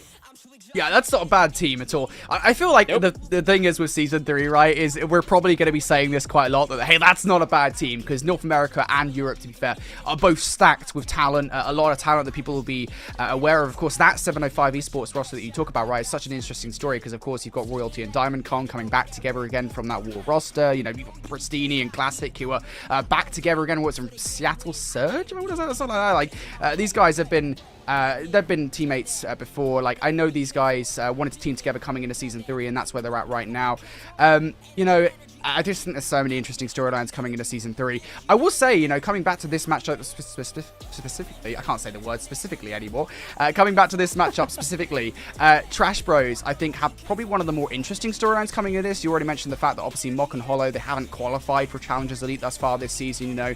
They bring with them a couple of players that I think certainly have helped them do exactly that. So it's kind of a case of these guys, they're into Season 3 for Challengers Elite. The first Challengers Elite season they're going to get. Now is the time to prove yourselves ahead of the end of the season, because I think what people often forget is it's normally the end of the season that CDL teams usually take notice of, right? You're absolutely right, and who were one of those players that were picked up by this Trash Bros roster? It's Venom. You want to talk about one of the OGs here in the amateur scene, was on that Wester roster that went on that four-peat at the beginning of Cold War with the likes of Paul X, Tom Gravity, and Zaptius. It was actually just one game, one if not 2 rounds short from actually getting into the Pro-Am with what was Team War, combining with DiamondCon, Royalty, and Prolute on that original roster. So Electrify Steel, starting off with the favorite side of the map, they have the better opening engagement as it may end up ensuing for us so far. 24 seconds and still growing up. They can now start not only collecting some of this time, but maybe if they are able to at least get the straight on the mock, try to push all the way through, but they can't find the first. Well, Trash Bros, I mean, look, they're not in the worst position here, are they, right? They're on the better side of the map for that inevitable rotation. You know, they're already getting that scrap time as well. Electrify Steel, I think, adapts to this pretty well. They're going to try and push this one through the middle of the map. If they can send a player towards the map side as well, that would be just fine and dandy. But the idea here is get towards that hard point as quickly as you can in any possible way that you can. And those players now starting to break through maps. Is Yuli on towards the hard point? What can he get done? Hollow, the first player you got to take down, and he will actually win that gunfight. Turns correctly to where it's going to be, I think, one of the players here from Trash Bros appearing, but just like that, it's Mind coming on through now for Electrify Steel. Able to pick up 2, looking for the 3rd, will be denied. Trash Bros, though, not all that upset about this one. They still hold the spawns to this hard point. Yeah, not all upset about a team kill coming through from Hollow. Again, just kind of throws that nade. If Venom doesn't get that trade, the nade would have cleaned up Mind for sure. But 18 seconds left to play here on P2. You're not necessarily looking to break this one more time if you are Electrify Steel, but you gotta be careful because Venom does collect 2 over inside of bunks and through radio. These kills are massive for the rotation when you're thinking about a Jintroid finding the next 2, and now he's flying in over by rooftops. If Kaiser does not find this kill, the spawns will flip, and they surely have. Jintroid has found the route here in from behind. As you say, those spawns might well flip here for this next set of rotations. He will need to play his life, though, as Yuli and Mind, he picks up a kill apiece. And there you go. Jintroid is actually going to get taken down here. So for Electrify Steel, that is a massive kill to try and get control of this hard point. Now you got to be careful, though, because those Trash Bros boys, they are coming from Vine's side, from Ruin's side. You have to make sure you win some of these gunfights, but it might just be too overwhelming. Cryptic, the closest player to do anything about this. That's a really nice nade. Landed right at Mock's feet by Yuli to take down that player. For Electrify Steel, they don't have full control just yet, but at the very least, they're keeping Trash Bros out on this couple of kills from Cryptic. Now, finally, they're able to get some time. Yeah, that's a big 2-piece to be able to have for themselves. Again, you still hold those rooftop spawns. Reinforcements will be right around the corner. And although you do get gifted a close spawn if you are Jintroid, he's just really going to be looking for exits. Maybe try to take this 1v1 for the scrap time, which he's able to win it. 6 seconds be looking at, and actually forces the rest of Electrify Steel to look a little bit closer towards that P3 side, and they actually get almost collected on over by that P1 Ruin side. But Trash Bros not able to clean up on the kills as quickly as they once hoped. That means that Electrify Steel can get in towards the backside of Church. They'll have the closer spawns. They're also winning the trades. Finding kills in the middle of the map again. Cryptic, 13-8 for crying out loud, is keeping the door open for Electrify Steel to almost get on this hard point.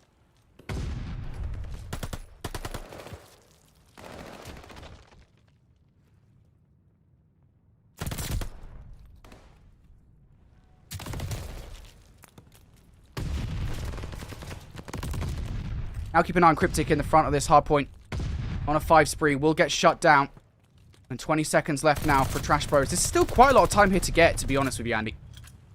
Yeah, I mean, this is massive time that you can still be looking at here. I mean, teams are just about evened up here, 68 v 66. The last little gunfight comes through. Hollow will be traded on out thanks to Yuli's MP40 top charge. So back 5 seconds will be there, but it means that the numbers will not be as strong for Electrify Steel to fight for the rotation over towards 5. Jintroid over by the landing gets Batmaned on. Yuli from the top ropes will take them down. The trade needs to be here very quickly for Venom, but they have to hold the line, knowing that the positional advantage will be here very quickly for Trash Bros, who are coming from the rooftops.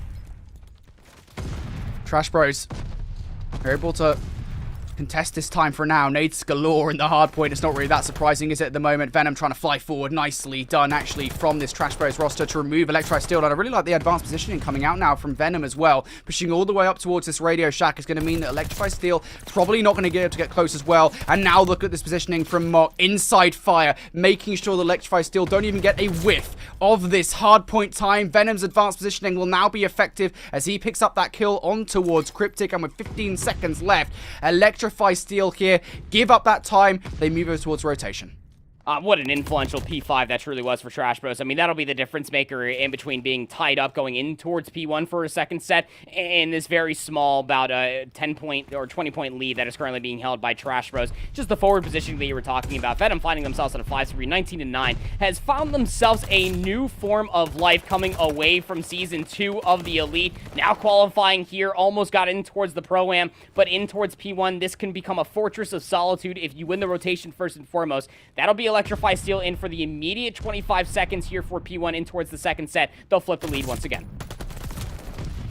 Mind in the middle of the map, almost able to catch more than one player off guard, but it is just the one that he'll be gifted for now. So Electrify Steel only just in the lead in this game. 25 seconds left here, and there's that fight going on for the rotation as well. They've got one player in the advanced position. I think Electrify Steel, in their mind at the moment, they have it. I think just as soon as Yuli spawns in, though, they realize, oh god, we do not have the spawn. Trash Bros has managed to filter on through towards that next rotation, and it is a big break as well of these rotations here for Trash Bros, as that trash time will go the way of Electrify Steel. So now, can Electrify Steel break in here quickly? That is going to be the question. Yuli in mind, coming from the map side. You've also got Kaiser and Cryptic all the way over towards Grass. It's going to be a bit of a delayed hit coming in from Electrify Steel. They can still make it happen, though, especially as Mind able to win 2, but nades galore once again as Hollow takes out Mind. But nonetheless, Trash Bros, they're not on the hard point anymore. It's from that nade, again, gets that one player for Trash Bros off of the hard point itself, and that allows the rest of Electrify Steel to resurface all the way from radio out of bunks.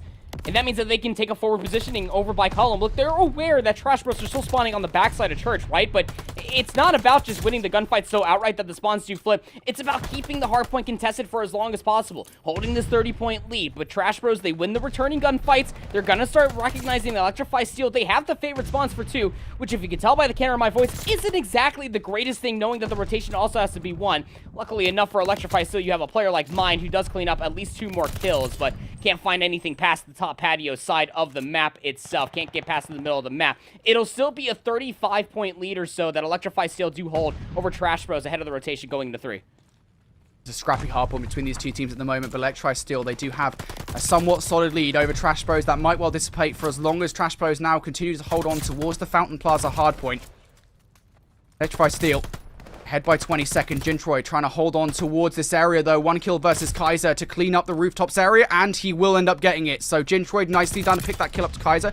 Elsewhere, Venom and Hollow winning their 1v1s. Trash Bros continue to hold on, but Mind has managed to filter on through the fire area.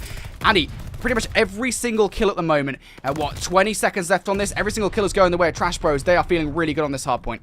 Oh, I don't know why you wouldn't, right, Brody? I mean, you win the rotation, you're holding the middle of the map, you're winning every single gunfight. I mean, you saw the streaks just right there before Jintroid went down. You had a 4, you had a 2, and then a 5, and for Hollow as well. They were finding a sequence of events And Lemony Snicket would almost write up to be a series of unfortunate events for Electrify Steel, but they're in the backside of Church, holding the rotation currently. They're looking at this top grass positioning. Mach is already here, finding the opening gunfights, and you have 2 players for Trash Bros inside of top bunks. Yuli needs to go big, finds the first. There is help here. Pinstripe kill feed will finally be settled out in the favor of Electrify Steel. They have solidified the rotation. They'll be in for the initial time.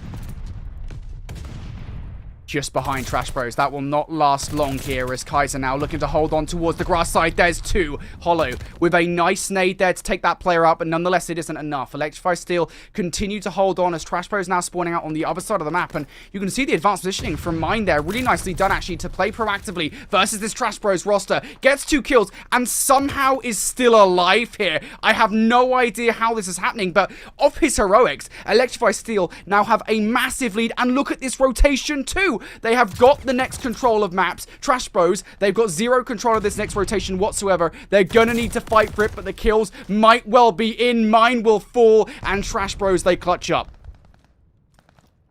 And for again, P5 was so good for Trash Bros in the first set of hardpoints. Just 20 seconds in between these 2 teams as well, Brody, and they have the setup of the gods, but look at the pinch that is starting to manifest. Player number 1, Yuli's on the hot flank all the way over by the rooftops. These 2 players need to start recognizing this inside of the hardpoint itself. Venom down low over by the well will be scouted out. Hollow and Gintroid inside the hardpoint need to continue to go big. Inside the window will be blasted through the window sill. And now it's a big old traditional 50-50. Nades galore. It's a Michael Bay film inside P5. Mine needs to find both kills, and they do lock them both down. The break is in with 20 seconds remaining. And this is still crucial time as well. If you're Trash Bros, right, you still have to fight for this one. You're still sending players, and that's why Gintroid able to pick up 3 crucial ones. That should lock this hill down, short of Yuli going absolutely nuts inside this hill. To be fair, he's already picked up 1, but will be denied the second. So that's scrap time there for Trash Bros. We are almost even here. Moving into the next set of rotations, it is just 2 points, the difference between these 2 teams. And Venom goes huge. Venom looking for the third is denied it. Yuli and Cryptic hold on strong, and Electrify Steel, they touch first. Yuli going so big when it matters the most, finding crucial 2-piece after another. They're only 25 and 25, but you almost feel these 2 pieces are quite influential for Electrify Steel's success. 221 v 211. You truly do feel like it can end here for Electrify Steel if they win the gunfights. And the trades are suggesting that they might be able to stabilize on this hardpoint, unless Gintroid has anything to say about it. They only find 1. I think for Trash Bros at the moment, you're just fighting to try and push this towards the next hardpoint, right? You can no longer win it here. You need to find your way into the hardpoint. But Mock will go down. Hollow goes down as well. Gintroid with a nade for the 1 kill, but it doesn't really matter. Electrify Steel, they are the ones coming out on top. If you're Trash Bros, you have to find a way to touch this hardpoint. Otherwise, we're going to a game number 5. Yuli is holding strong. Can anybody from Trash Bros touch? I don't think they can. Gintroid is going to get in at the very last second. Pre-fire onto Yuli. Now has the support from a second player as well. Venom is in. We will be going to a new hardpoint by the skin of their teeth. Where do you try to hate this from Electrify Steel? You can see they're immediately just bulldozing their way. 4 players strong coming through P5. This is going to be a one-dimensional hit coming through from the patio. You do have time to play with to try to get a player inside the top radio and try to solidify a pinch. You just need a second. DGD, 1 hit is all that Electrify Steel need here. They go, Yuli on towards the point. Hollow wins the first gunfight. The trades are in effect. For Venom, you've got to win these gunfights. Whoa! There is 1! It's 2 for Venom! And Trash Bros, they are in now for the 14 seconds of time. Venom with 3. The rest of the team connecting around the church area. Trash Bros looking to win this 250 to 249. Can anybody from Electrify Steel and Hollow in the corner? It's going to surprise those players. Nobody from Electrify can find their way on in. Trash Bros close it out in 4. What an incredible close to the game. What? That last second contest coming through from Trash Bros to P1.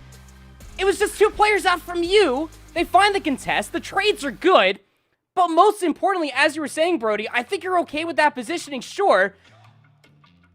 But not that sweaty. Well, we got the last 45 on replay here for you folks at home. Again, watch this all unfold. The 2 kills came through. The trades over by you. And then all of Electrify Steel, they go for broke. They say, hey, we just need 1 good break. Let's just full flood out from top radio. Maybe a player go over towards outside of patio. The nade connects ever so slightly down low onto Hollow. But the help is all here. And Yuli can't find that 1 kill. The trade was good, but it's Venom who finds this kill from up top. Cryptic needed to find that trade to be able to win out the map. And Electrify Steel trying to resurface themselves on the bottom side of church, all tried to go for the jump up. Top radio one-dimensional as it may end up beating, they also read the flank. It just was not enough. From the 2-player setup that was on the hardpoint itself, Venom, I'm telling you, something snapped in this kid's head coming away from Season 2 in towards Season 3. Just barely missed his qualifying for the Pro-Am with Team War, with Diamondcon, Royalty, and Prelude, a pickup team at that. And then they join with the likes of Trash Bros, and you can just see why. I mean, Venom is playing with some devious behavior with some of the different gunfights. He was walking away with the victory in that hardpoint. Good lord. I really thought you were going to say Venom is playing with some Venom. No, that's your low-hanging fruit. You were going to... Yeah, I thought that was what you were going for. You know, I would definitely go for it, but I'm glad that you know me so well that, you know, you wanted to kind of distance yourself from me there. But regardless... I don't even know what to say, to be honest. It's just an incredible hardpoint. Look at that one on the series layout as Trash Bros able to close it out in 4 again. We didn't get gifted the first 3 maps in the series between Trash Bros and Electrify Steel, but nonetheless, it is Trash Bros able to win both hardpoints, and that last one was an absolute barn burner. It means that Trash Bros now, I believe, are 3-0 going into their next matchup, Electrify Steel. Unfortunately, not so fortunate. I mean, they will now take their first loss. I need time to process everything that just happened. Like, I'll probably go back and rewatch the end of that hardpoint for a handful of times, not only, you know, for my own VOD review standpoints, but also just to relive, get some of that serotonin injected straight into my veins, man, because that's just insanity incarnate. I honestly felt like Electrify Steel were going to close it out there on P1. We were going to be loading into a map number 5, but, I mean... It just feels like forever, without a doubt. You can never count out these players for Trash Bros, that they can put themselves in a position to be able to contest for one last second to force out P2. Insane. Insane. I need oxygen. I love watching Trash Bros play Call of Duty, man. They're just, this is the new addition to Challengers Elite for Season 3. They're impressing everybody 3-0 so far. Can they make it 4-0 though? That's the question. Well, they're going to get an attempt to do that against whatever it takes up next. Don't go anywhere. We've got some more Call of Duty challenges after this.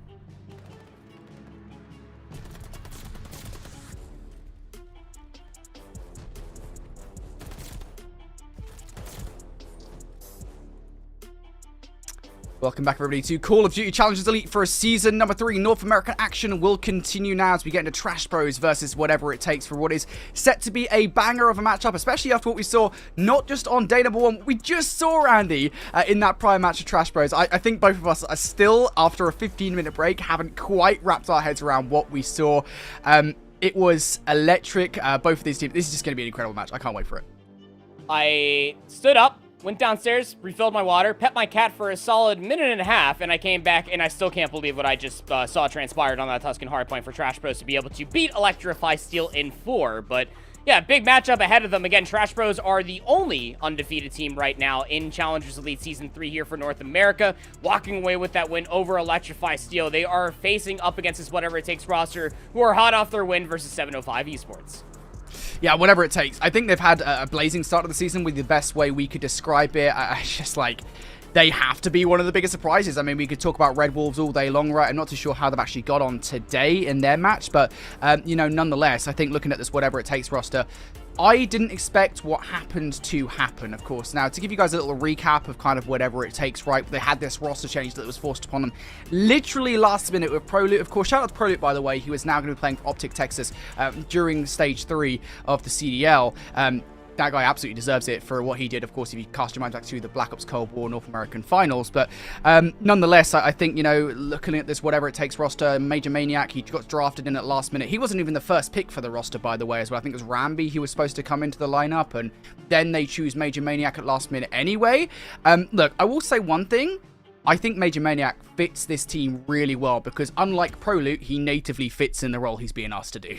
Yeah, I mean, it's going to be interesting going forward. I mean, we can sit here and podcast about it, you know, how ProLoot ends up, you know, coming into Whatever It Takes as a whole, as now as an AR flex, you know, opening up the floodgates for the SMGs to be able to put themselves in a situation where they do have SMGs such as Neptune coming into the woodworks to be able to be that cracked out MP40 player just to run amok throughout the entirety of it. But now Brack doesn't have to be the main AR for this team anymore, and I'm going to continue to put those in air quotes because Brack, when even he was the quote-unquote main AR for that roster with ProLoot, was not necessarily fulfilling what a main AR should always end up doing. We know that Brack loves to get down and dirty when it comes down to rotations, really loves to break with that automaton, but now you insert Major Maniac, who almost does fit the bill, as you were saying, last second addition to this team with ProLoot being picked up by Optic Texas.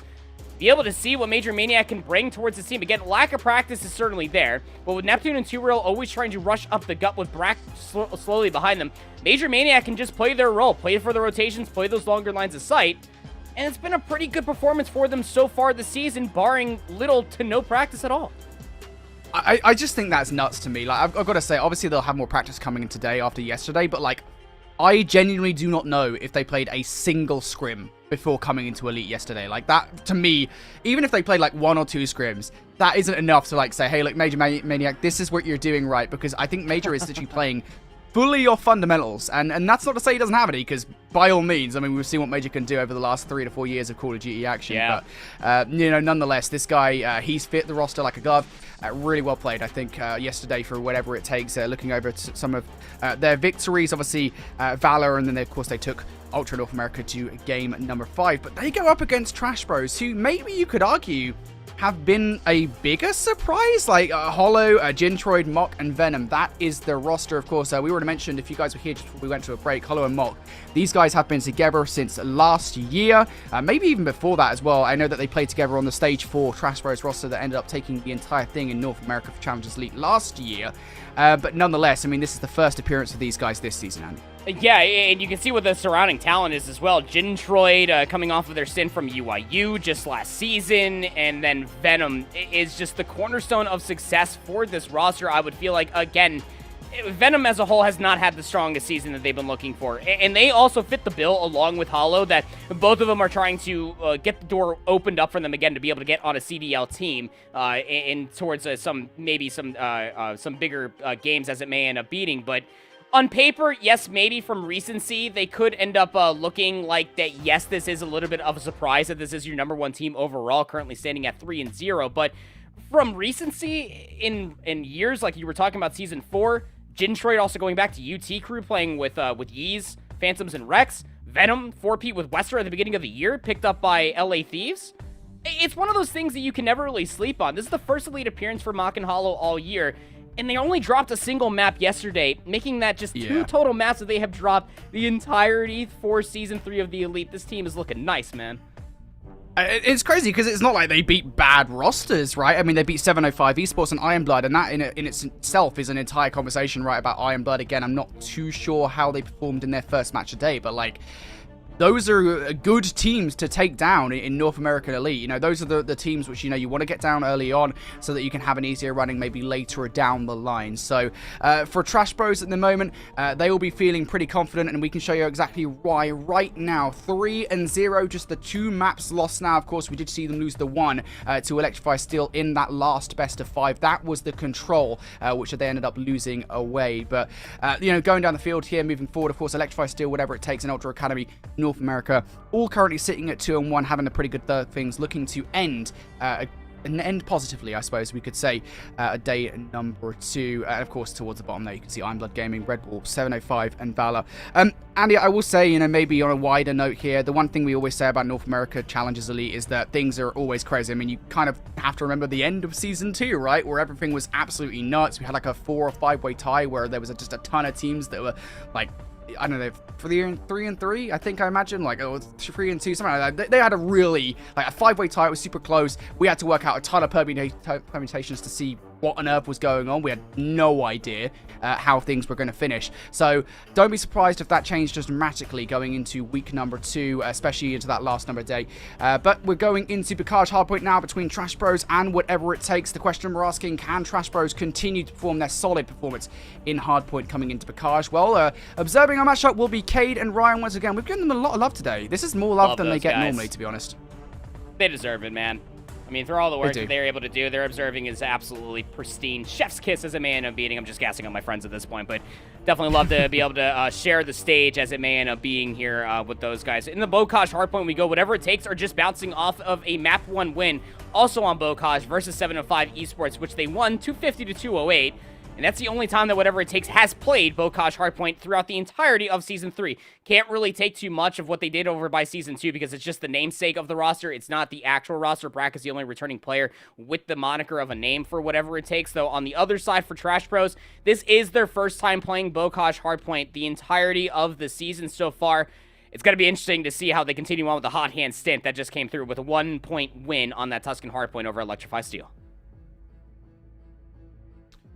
Trash Bros, they've looked impressive so far in Hardpoint. I think that's all we can really say, but Whatever It Takes also, I think, you know, they themselves are pretty good in the Hardpoint game. Maybe they could look at the last match, for example, right? They managed to take both Hardpoints away from 705 Esports, right? So for both of these two teams, this is going to be a really important match in the series, of course. When we talk about the roles, though, specifically, you know, we're looking at those SMGs on Bocage to really go off.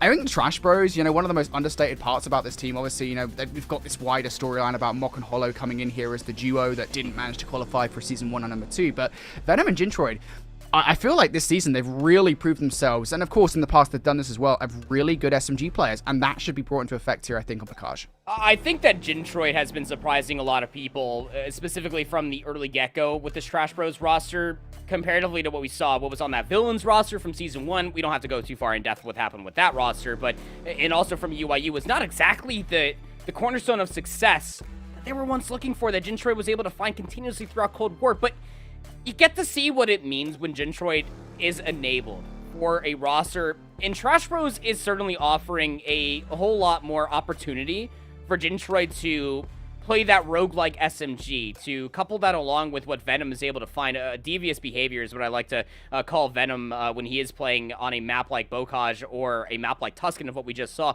able to really work out a lot of these different flanks. It makes the other mainstay SMG just that much more potent, that they're just able to play just such a vanilla base SMG role that as long as they're able to have a good head on their shoulders, which Gintroid has been able to showcase continuously through many different years of Call of Duty, he can absolutely shine through. And this Trash Bros roster has been able to enable Gintroid's ability to play the game at such a high level. It's just one of those things, again, on paper, when you came up to me and you told me that this is the Trash Bros roster qualifying for Season 3 of the Elite, like, well, I don't know. I mean, they haven't found that much success throughout the entirety of the year so far, but watching them play week in and week out have been progressing to get better and better, and I'm sure the skill ceiling hasn't even been seen by these 4 players.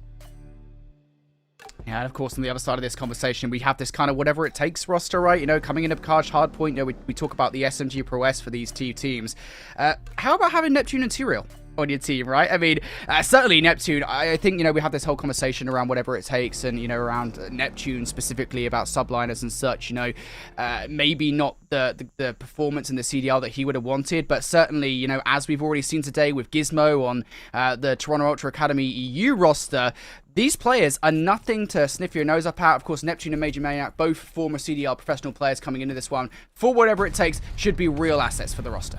Yeah, and Tyrael, remember, is a man on a mission ever since been dropping from Stallions, just looking to be able to prove that they can still get it done with another roster. This team was crazy in an OLT and also insane throughout the entirety of the qualifier as well. Now you insert Major Maniac. How does this team truly start to look? Again, the pace has been set by Trash Bros early on the favorite side of the map, just running through the middle of the map. Detroit starts off 3-2, and I'll immediately check whatever it takes to surely think about where they try to take a next point of contact. Yeah, whatever it takes are, technically speaking, right now, the worst side of the map. Major Maniac going to try and play his life towards that riverside. Will actually get taken down here, so the fights now for Trash Bros will continue as they now look to try and hold on towards this rotation. Kills now coming on in, though, for the last few seconds of scrap time here for whatever it takes. And Neptune, the last remaining player alive. Can he try and play his life? There's one, there's two. Neptune doing Neptune things, looking for the last remaining player now as the rest of his team start to push up towards that tree side. They've managed to break on him through the front, but it is now going to be still Trash Bros spawning in the back line. But it's even more so than that, right? I mean, Neptune gets mixy, goes crazy, goes on that 6 spree there, but you also got to see a little bit of discipline to be able to be exemplified as well. Able to recognize, hey, my teammates aren't fully here. I know that Trash Bros are still spawning in towards the back over by 10. I need to wait for the engagements to come towards me. Just unfortunate that they can't continuously win the gunfights. The returning gunfights, though, coming back through for whatever it takes, are just as clean as Neptune had started it. 2 real SMG duo to Neptune on 7-3 as well, finding themselves 2 kills in sequence. The back end of the scrap time might be contested here by Hollow, but they will not be able to dip their toes inside the hard point. Back and forth we go here on Bocage, as it typically ends up ensuing for ourselves, but Trash Bros still holding on to the rotation, essentially over by 3.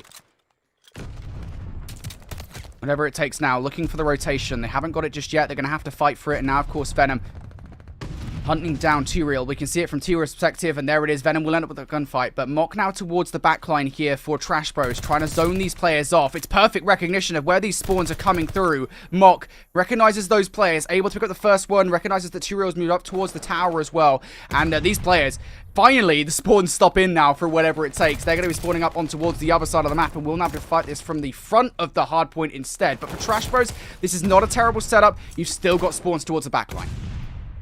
Spawning them on the backside of the hedge, just so you know that you're going to be able to reinforce this hard point, surely. Trash Bros, you got to be able to work your way in and find yourself some favorable gunfights. Major Maniac finds 2. Mock will at least find a trade onto 2 real, but the gunfights haven't swayed in the decision for Trash Bros until Hollow does clean up the back 2. 10 seconds. This is still decent time when you're thinking about it. 3 to 4 is not necessarily the longest rotation in the world when it comes down to Vanguard on hardpoint. Just a hop, skip, and a jump away across the middle of the map, and you will be inside Barn. A very mixy hardpoint to speak of. Hollow on the flank will find Major Maniac. Now, that'll throw the defensive team inside the hardpoint, whatever it takes, into a little bit of a tizzy. Now they have to worry about their flank while also dealing with the pressure from the front.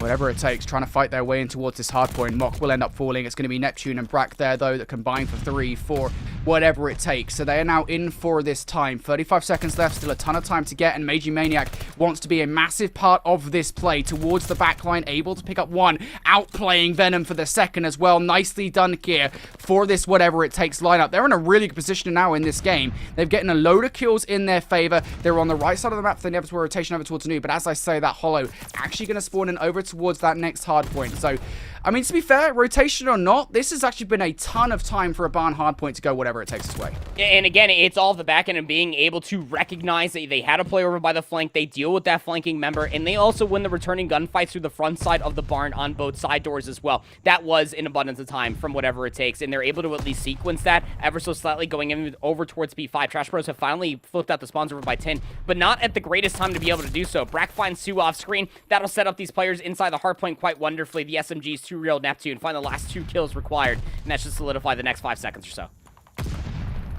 Whatever it takes, an opportunity here to really blow this game wide open. Tyrael going to be sitting aside now. The rest of his team around the back line. Trash Bros starting to make their move up towards the hard point. Mock and Hollow going to combine for 2. The trade's in favor for now for Trash Bros, as now Venom, they're going to take these players out around the Willow Tree. Major Mania, though, that's the real problem, I think, for this Trash Bros roster. Yes, they are in for the last 20 seconds of time, but you need to take that player on out. Hollow will do exactly that. So this last 15 seconds should now go the way of Trash Bros here. This game, Addy, is so close. As Tyrael looking for the scrap time, will find 3 in a row. Having a hell of a game at the moment is Tyrael. Will finally fall, but 16-9. This is that SMG prowess that we expect out of that player.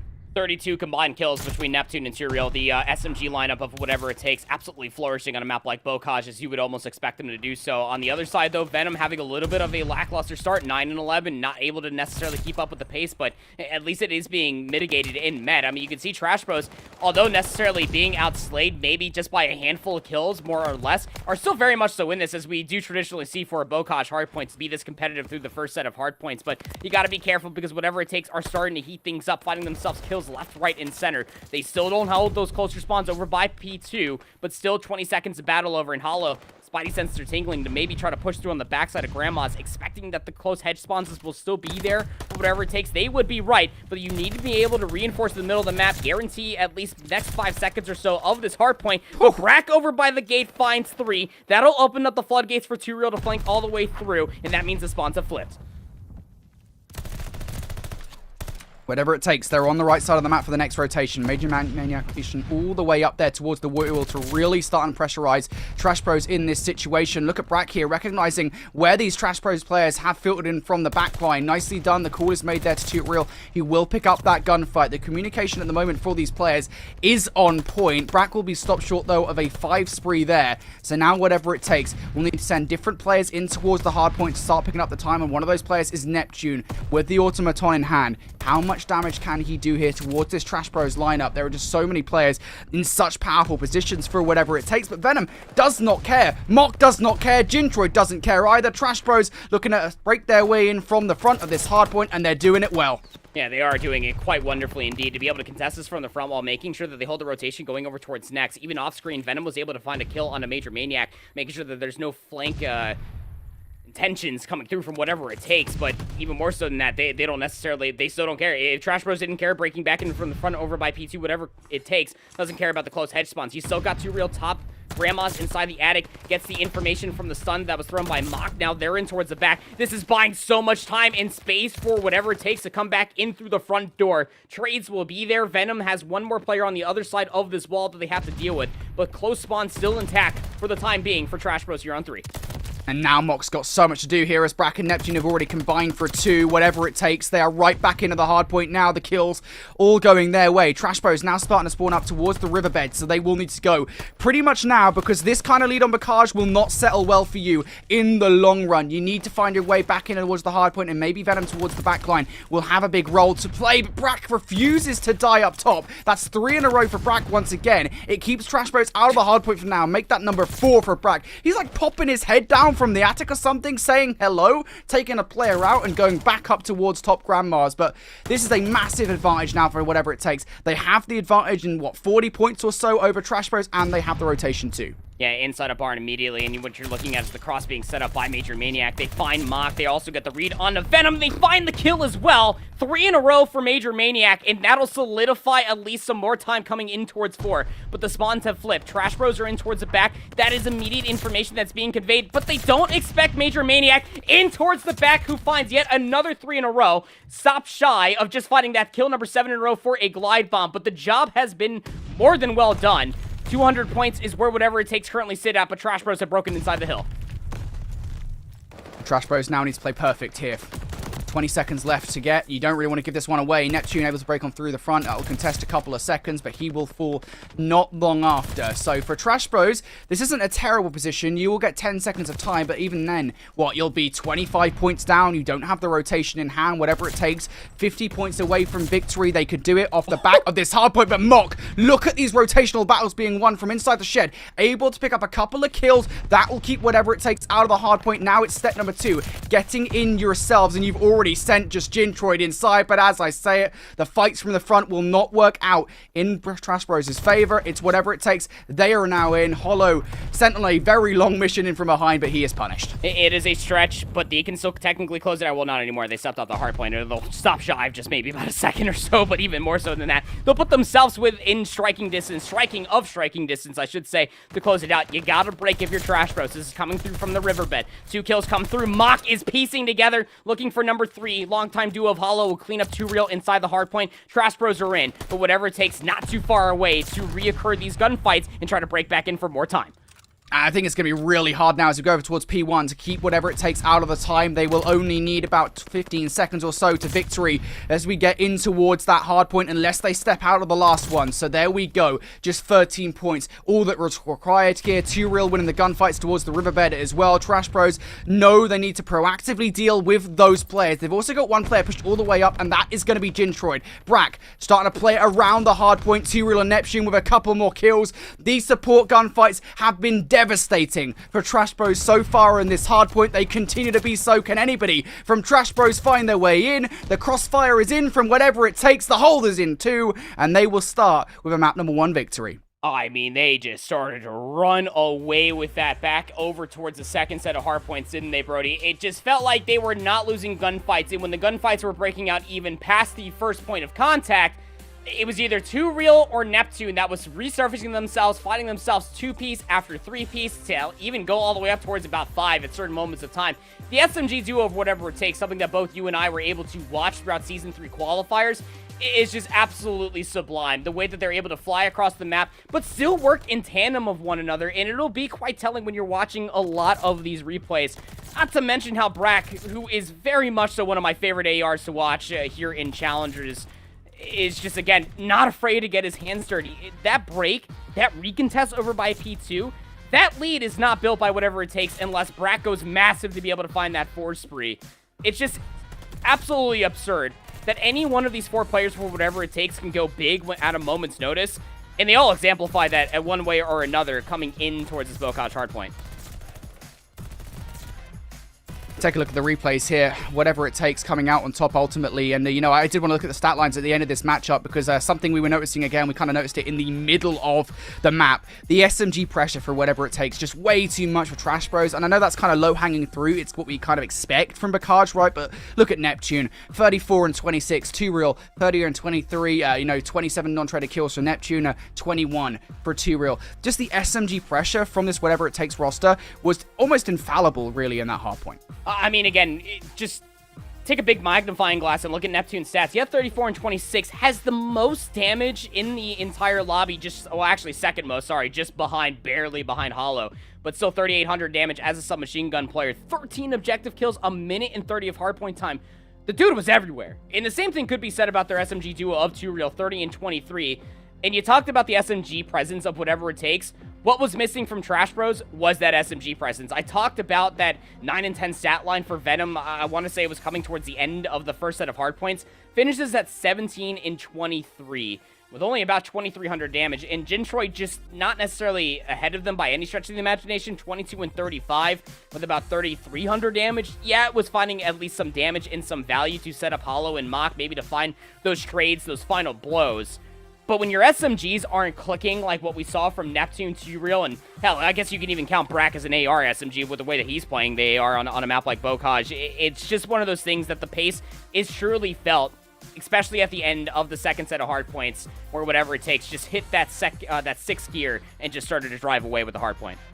Indeed, we're showing them whatever it takes a lot of love. And again, I think we should probably say this is not an understated achievement by any means for even whatever it takes to be in this position. Again, Major Maniac joined this team at the very last second. So these guys look great for what we've seen from them so far. Whatever it takes to be taking map number 1, 250 to 186. Next up on the docket is going to be Berlin, Search and Destroy. Andy, how do we think this one's going to go? This is going to be the 3rd time that we will see Trash Bros play a Berlin Search and Destroy here in Season 3. They beat Electrify Steel just not even over an hour ago. 6-4 on this map mode combination. And yesterday they beat Iron Blood, or 705 Esports, excuse me, 6-1. On the other side of things, when you're thinking about it for whatever it takes, Berlin's Search and Destroy has been a mainstay for them, to say the least. They did not play it versus 705, but they did play it 2 times yesterday, losing to Ultra Academy NA 3-6, but beating Valor 6-4 on this map mode combination. It is a little bit of a toss-up. I will say this much, that if 2 Real and Neptune continue to run amok, they continue to find these avenues, these flankertunities, I guess you could end up saying it, Berlin is going to be feeling right at home, and your flank might not be secure for Trash Bros. Have to play a little bit more fundamentally strong to shut down whatever it takes in their mixiness that they brought coming out of that Bokaj. Did you just make up a word? Flankertunities? Yeah. It's like how I say snipertunities as well. Yeah. Yeah. Yeah? All right, cool. cool. Someone get a dictionary. I feel like this is really good, honestly. It's like, I don't know. If you're happy, I'm happy. You made me happy. Yeah, that's the main thing here, to be honest, isn't it? Regardless, I think it's kind of crazy, right? Because I was actually going to say, looking at the stat lines here for Trash Bros and whatever it takes, specifically looking at the former team, they haven't lost an S&D so far, I believe. They have won, I believe, I want to say 3. They've played 3. They've won 3. But then again, looking at Hardpoint, up until that last Hardpoint, they hadn't lost one either, right? So it's just one of these key things where, whatever it takes, they've taken the first Hardpoint victory away from Trash Bros, now looking to hand them the first loss in the Search and Destroy as well. It should be interesting for sure. But, you do have to ask to a certain extent, right? Because for whatever it takes, yes, they've kind of shown some prominence in Search and Destroys over the last couple of days. But, nonetheless, you always feel like if there's going to be a roster that's sort of not practiced very well whatsoever, right? If there's going to be a game mode that they're going to suffer most in, it is mostly going to be Search and Destroy. So you have to feel that does work against whatever it takes here. I can agree to disagree on that one. I mean, I totally see where you're coming from. I hate you so much. I mean, look, when you're thinking about it from whatever it takes perspective, when it comes down to Search and Destroy, a last-minute pickup there for Major Maniac. Again, shout-outs to Prolude, getting picked up by Optic Texas. Hope that LA recovers quite well indeed. Is that you do have a lot of background, a lot of veteranship on this roster, and a lot of that is on the backbone of Search and Destroy. And this kind of goes back to even Ultra Academy EU, something that you and I were talking about earlier today. Not exactly adept at the hard point, but very, very good at leading on their veteranship from the overall stature and pedigree that they bring into Search and Destroy. So it'll be interesting. Already into the meat and potatoes of this round. 2 players gone from whatever it takes. It is a 3v2 with the bomb being planted at B. Well, the Neptune and Major Maniac Hex CDL duo left alive here in the 2 versus 3. If you want anybody, it's probably going to be these guys. Major Maniac going to spot out Mock, and actually will be gifted a kill there almost. Mock looked at him for a very long time, but nonetheless, 2v2 we go now. 20 seconds on the clock here. Gintroid, does he get the Call of Duty timing versus Neptune? Neptune just pre-aims, waits for him to get over Zealous, and now Hollow, he's in Narnia as far as this bomb is concerned. All that he needs to do, and there's no cover. Hollow checks the bomb. There it is. He stops the defuse coming through. Major Maniac is desperately searching for that last player, isn't able to protect his teammate. Yeah, I mean, look, if you're Major Maniac, you essentially did nothing wrong, right? I mean, when you are the last player alive for Trash Bros and you're aware of that in a 2v1, your best bet with about 10 seconds remaining on the clock, one player has to hop it. You assume that they're either on the backside of the docks building. That was cleared. So Major Maniac gets inside warehouse, surely starts to realize there's nobody on the fence line, there's nobody up on top of the awning. It's not even on the backside of P4. Comes all the way from the middle of the map through Mail. Again, as you said, Narnia, but I mean, that sounds more like a sanctuary, just to be able to find a handful of bullets, stops Neptune from the defuse. Trash Bros walk away with the offense, with only finding 2 kills. So now an offensive attempt coming through from whatever it takes, looking like a B committal here, Brody, as you have 2 players defensively for Trash Bros on the docks. Now just 1. Great opening blood coming out now from 2 Real, but look at this reaction coming in from Gintroid. The reaction gets him that first blood as well. Not the second. The shots were in, but no kill just yet. But at the end of the day, I think it's kind of scared off this whatever it takes roster. They don't want to get this bomb down just yet. Neptune's trying to be careful. Now the stun check will come on through. Now they definitely know where Gintroid is. But they've stopped the bomb plant for now, and that is the main thing. Now they're trapped in here, and Gintroid is more than aware. So you just hold this angle. Maybe you check it. You already got the stun out from Major Maniac. You know that they're close. Also gets the reach out coming through from Neptune inside of the B hut. And I think that stun also just connected on a Major Maniac onto the backside of these barrels. 3v3 we go. And you also have Venom inside of Mail. So the rotation away, although Neptune was able to get out from the B hut itself, will not be as easy as whatever it takes things. And whatever it takes, haven't quite got this bomb down just yet. They don't feel comfortable enough to get it done. But Neptune is going to get that blood onto Venom, and that will make things a lot easier. It'll send Trash Bros for a bit of a spin, right? Where is this bomb going? Maybe Hollow's actually going to catch him off guard. Wins the 1v1 against Neptune, and there it is. Now, that call will be made now towards for Jintroid that, hey, these guys, they're going straight towards A, and they don't actually have that much time to plant the bomb. Jintroid, can he stop it? That's the question. The shots are coming through. The cover is there for the teammate, and fortunately, for whatever it takes, well, they're able to win the 2v1. Very unfortunate. Venom gets caught, I believe, in attack sprint, trying to maybe assume that Neptune was going up towards top third. You need to only allocate 4.5 seconds to plant that bomb. And I say only need to allocate 4.5 seconds. There was, what, like a whopping, 8 seconds left when he finally gets over there. But the 2v1 situation, able to fully read the flank. They weren't getting naded, nor stunned, nor peeked over by the upper courtyard, fully reading that Jintroid had followed them on the flank through the concourse of the train station itself. So offense for offense we go. Trash Bros. This is a different peak. Normally see an AR or a sniper watch that cross, but Hollow able to at least count as many heads as they saw cross back over towards that A defensive area. Whatever it takes in the moment, just kind of getting an idea at the moment for where Trash Bros are on the map. I don't think Major Maniac is aware of the fact that this bomb will now be going down, so Jintroid going to get it down. Now it's about the post-plant reaction coming in from whatever it takes. Can Major Maniac do anything? He makes the gamble that he'll be able to get that kill and get away unharmed. The gamble is incorrect. Now 3 for 3 we go, but look at Venom in from behind. This will certainly unsettle whatever it takes here in this situation.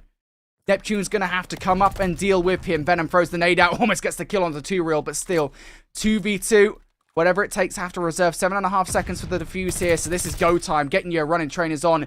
If you're a Neptune and 2-Real, the former of which of these players, the last one left up in a 1 versus 2, simply doesn't have time to beat Hollow here in this 1 versus 1. Yeah, big flank came through from Venom all the way through P3 to be able to get on the backside of those crane area to be able to at least find 1 kill. And although didn't walk away with anything more of that, it just bought so much time, as you were saying, Brody. It just completely dissuaded any sort of aggression antics to be able to get inside of B. And from there on out, for whatever it takes, they simply did not have a player in an immediate position to be able to deal with Mach all the way in the backside of the fence line.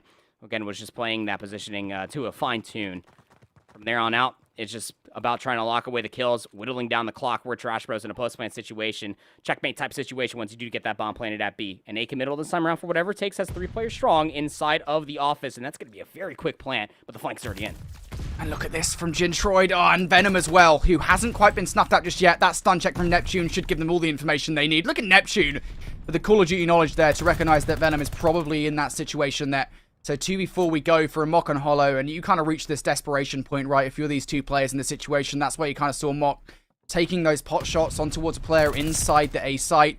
There's not much you can do with the time allotted, but Hollow is going to get that first kill against Neptune. So this is still possible, but as Hollow does fall, Mock in a 1 versus 3, he's got very little time to make this work. You need to play super snappy, you need to play super fast, and you can't do either of those 2 things. Just the 1 kill allotted for Mock there in that situation. So we go 2 for 2.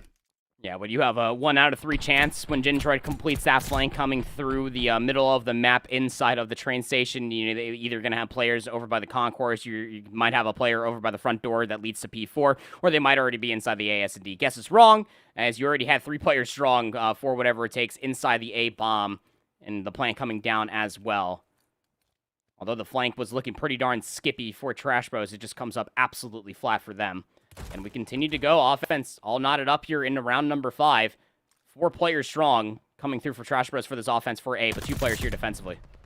Oh, Neptune drawing that first blood again. Continues to provide his worth here for whatever it takes, excuse me. But now, 4v2 we go. It's Mock and Hollow, the duo left up in the 2 versus 4. 2-Real knows exactly where Hollow is and goes straight for the gunfight. Now just Mock, 1v4. Good luck, have fun.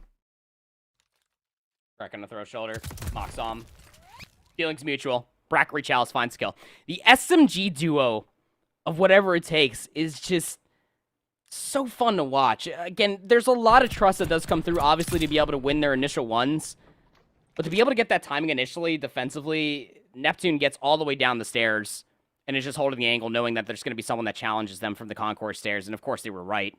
That player on top of the stairs was looking at the opposite staircase. Neptune was already down on the ground floor. 8 in 3 for Neptune through 5 rounds of play. That is absurd. They take that 1-round lead over towards the offense, finally breaking the mold, getting themselves a defensive round win. They want this A-bomb yet again. Venom going to catch these players off guard, only able to get the 1 against 2 reels. So there is the immediate trade from Neptune, who continues to bring value to this whatever it takes roster in the search and destroy. He will look to plant this bomb, and I don't think Hollow is going to stop this one, especially as now Major Maniac pushes himself up towards the patio area. So in the 3 versus 3 here for Gintroid, Mock, and Hollow, you got to find a way to retake this site. You've also got to be very wary of the fact that any flank being attempted will be snuffed out by Brack. That's exactly what happens as Neptune ends up with that kill, but the trade is there. 30 seconds on the clock here. There is still time for Trash Bros to pull this off, but I think, look at the positions of Major Maniac and Brack. They're simply not going to expect these positionings coming through. Brack is playing all the way back, and now for Major Maniac, has to play off the fact they do simply not know where he is. Can he jump on the player on the defuse? Hollow is ready for it. Major Maniac coming through. There it is. Peekaboo! You are dead, my friend. The last player left alive is Mock. Doesn't really matter whether he gets the gunfight. He doesn't get it anyway. Major Maniac with a massive clutch. The only information that they might have gotten where Major Maniac was located at was from the one nade that they threw down by the pillars. But nobody was in an immediate position to be able to get a full understanding where that nade was coming from, because it was cooked to essentially explode off of the first bounce, and it did. It detonated off that first bounce, but from there on out, I mean, Major Maniac's patience absolutely pays off for them to be able to resurface themselves. Clears the way inside of the office, checks it once, checks it twice. That's where the defuse was coming through, and just whittles down the clock. 2-round lead for it takes her sequencing these rounds together, and it's brought so much respect. Look how passive this offense is now for Trash Bros. Well, Major Maniac already drawing that first blood onto Mock. This is going to make things infinitely harder again for Trash Bros to get the bomb down. This feels like a situation that's happened too many times in this search and destroy thus far, and it might be the thing that befalls them here in this one. Going 5-2 down against whatever it takes. It's a tough thing to come back from. Gintroid looking for anything he could possibly find. Any information, any positioning on the other enemies. Can't find anything. So I think back to plan A for this squad, especially as time is dwindling down, Andy. 40 seconds, again.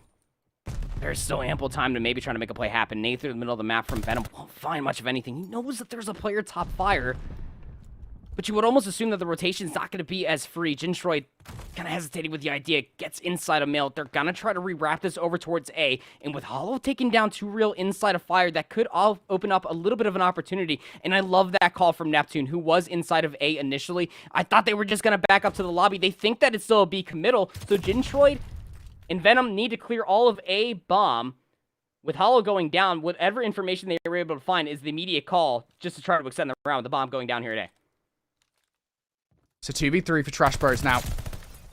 Gintroid falls. Now it is just Venom 1v3. He's able to get the first kill versus Brack. Surely not going to be able to take down both of these players. Cannot get it done. Major Maniac on the defuse here. And a full spree to end the round as well, Andy. Whatever it takes, find themselves 5-2 up. 3 rounds in a row. Neptune is triple positive at 12-4. Major Maniac is flushing out first bloods again. From all of the counter aggression coming through, the positional advantage that whatever it takes are constantly playing with, force Trash Bros to play a very, very passive offense. Major Maniac just peeks inside a very known position inside that dock building and finds first blood. That immediately forces any sort of execute that Trash Bros were trying to look for into a rotation where they lose Venom on the rotation as well. It's just, or they lose at least one player on the rotation. So now this 2-2 split coming through. This is a very aggressive split, causing a ruckus over by A. All for the play for 2 real to get that bomb played over by B. But unbeknownst to them, there are 2 players on the docks. Neptune. How has he done that? He's just run straight through the middle of the map. Draws first blood, and that leaves Trash Bros in a bit of a trashy position. Venom inside the site. That's so unfortunate. Thinks he's got the jump on a 1 player. Surprise, surprise, you don't. And now it's Mock left up 1 versus 4. I think that's Major Maniac to take him down with a sniper rifle towards the end. Whatever it takes. They just got themselves in the driver's seat, went 100 miles per hour down the lane in that search and destroy towards the end. 4 rounds straight, Andy. Beautiful show. Whatever it takes roster is so fun to watch. Again, I mean, Neptune in that final moment, as you were saying, I don't know how nobody was top fire for Trash Bros trying to watch that middle of the map push. Again, nobody had tried it all the way until round number 8, and Neptune was just like, hey, you know what's something we haven't tried? What if I just sprint through the middle of the map? It comes through 14-4 for Neptune. Major Maniac only died 2 times. He was 9-2. And Neptune in that final round with 10 non-traded kills Looked like he was putting on a movie trailer. Gets that kill, picks up the sniper as it was falling to the ground, and immediately looks over by that AS&D site where Venom had to try to force out a trade, but again, unbeknownst to them, lack of information coming all the way through as they lost their player watching the long cross inside of the office. Just immediately falls to the pinch that was already being set up by whatever it takes. Again, this team is constantly setting up the pace where Trash Bros, you really felt like they were going to be able to meet the aggression for aggression, especially coming away from that matchup versus Electrify Steel not even over an hour ago. This Whatever It Takes has somehow read that their dial for Trash Bros has turned up to 11, and Whatever It Takes just dialed it up to 12. Yeah, I gotta say, again, we really need to stress this Whatever It Takes roster. As a 4 with Major Maniac on the team, they have not had that much practice whatsoever. And yet it looks like in Search and Destroy, they have all their S&D strategies figured out, which is effectively, I guess, just to send Neptune and Major Maniac to do their thing. At this point, the way they were playing around the map was just, it was a stunning Search and Destroy performance from them. They looked so good, and you guys saw the stat lines there as well. Neptune, 14 kills, for heaven's sake. Like, sheesh. I mean, like, it's crazy. This guy is just playing like he was in the CDL, playing extremely well, and, proving why he should be back in the CDL, you have to imagine, right? I think that's kind of the goal for him and for Major Maniac as well, that they deserve a spot in the CDL, and so far, they're proving their worth here for this Whatever It Takes roster. 2-0 up in the series now, Andy. Where do they go from here, Trash Bros? Because they've now lost their first hard point to Whatever It Takes. Now they've lost their first Search and Destroy as well. Control? I mean, who knows? I mean, the Tuscan Control is certainly going to be an interesting conversation point, again, because you almost have to feel for this Whatever It Takes roster is that they're going to constantly be able to set the pace and the precedent that much further. That Trash Bros, they need to find their strides of what we just saw in that Tuscan Hardpoint versus Electrify Steel. If that does not somehow get met, this is going to be a 3-0 easy, clean, and out for Whatever It Takes to finally add an L to the column for Trash Bros here in Elite Season 3. Well, it would certainly make things interesting, wouldn't it, in North America for Trash Bros to lose their first series. Could they do it here in game number 3? We're going to find out right after this break.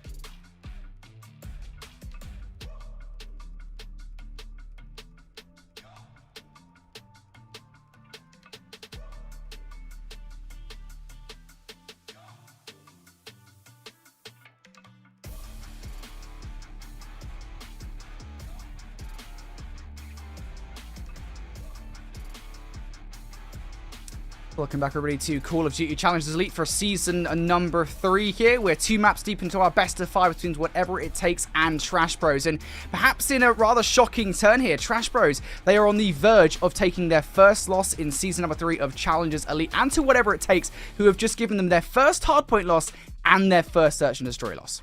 how emphatic it would truly be to end in a 3-0 fashion versus whatever it takes roster. But when you're thinking about it, the grander scheme of things, they were able to beat Valor in 5 yesterday. They lost to Ultra NA in 5 yesterday as well, and just came off of a win versus 705, which they won in 4. And going in towards Control, it will be quite telling because it is on a Tuscan Control, Brody. And again, on a map mode combination where you would feel like the SMGs should feel right at home for Trash Bros. It's just being able to get that pep in the step, come back into their own of what we saw at the tail end of that even Tuscan Hardpoint versus Electrify Steel. You just cannot falter. You cannot allow this SMG duo of whatever it takes just to sprint through the map for free.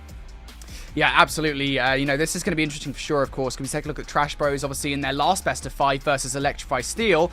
The map that they lost wasn't necessarily Tuscan, but it was Control in that best of 5. They only lost the one map. It was the Control, right? So that doesn't exactly bode well here for this Trash Bros roster coming into this matchup versus whatever it takes. That, of course, you know, look, they're looking pretty good here in this series. They're looking hot at the moment. You and I had a little bit of a discussion in the break about kind of the way this whatever it takes roster is compositive at the moment, the way that they're playing. And it's almost just like Neptune, you know, and Major Maniac. They're just running around and doing their thing and not being punished for it. I mean, as long as they're communicating whatever they're doing and they're in a tradable position from Brack and 2Real, yeah, you can pretty much get away with it. It's highway robbery, you would feel, hamburglaring their way with a lot of engagements. It's just something that needs to be rectified immediately. It will be an offensive push off the rip for whatever it takes. At least the opening engagements will suggest that Trash Bros, well, they have more or less won it. Jintroid with 2 there, only losing 2 lives to speak of here are Trash Bros, but quickly off the ante, trying to at least resurface themselves in the middle of the map. They are spread quite wide, are whatever it takes, and Trash Bros are collecting off the map pressure that they were able to find. Trash Bros at the moment here doing a really good job at making sure that whatever it takes do not get any pressure towards A whatsoever. This whatever it takes roster, though, might have found an exit. They've managed to get that first kill against Jintroid inside map, so now an opening over towards B. If you can get a ticker progression here, this will be huge, but I feel like you have to get a wave of kills before you start making that progression. I think whatever it takes, they're on the same page as me. They're able to get 3 down. Hollow, the last player left alive for now, and now this ticker progression starting to come on through for whatever it takes, but it is super slow at the moment. I didn't really jump to it maybe as fast as they maybe would have wanted to, but they're on it now, looking for the first tick. Unfortunately for them, I don't know if they actually got it. Jintroid and Mock going to take them out. No, they won't be able to find it, but it was all just like a little bit of a bait play, wasn't it? To try to at least get presence over towards A. You need some type of tick progression if you want to try to extend a Tuscan Control. First tick will come through at A, but you look at the lives remaining, 7 life lead for Trash Bros, and Jintroid is able to find a little bit of a flank. What a scout comes through from Brack to be able to deny the flank. Now Venom inside of you, what can they find? Only just 1, so that should be the 3rd ticket progression coming through at A. An extra 60 seconds out and on towards the board. Mitigated, I would say, are the lives remaining, just 6 between the 2.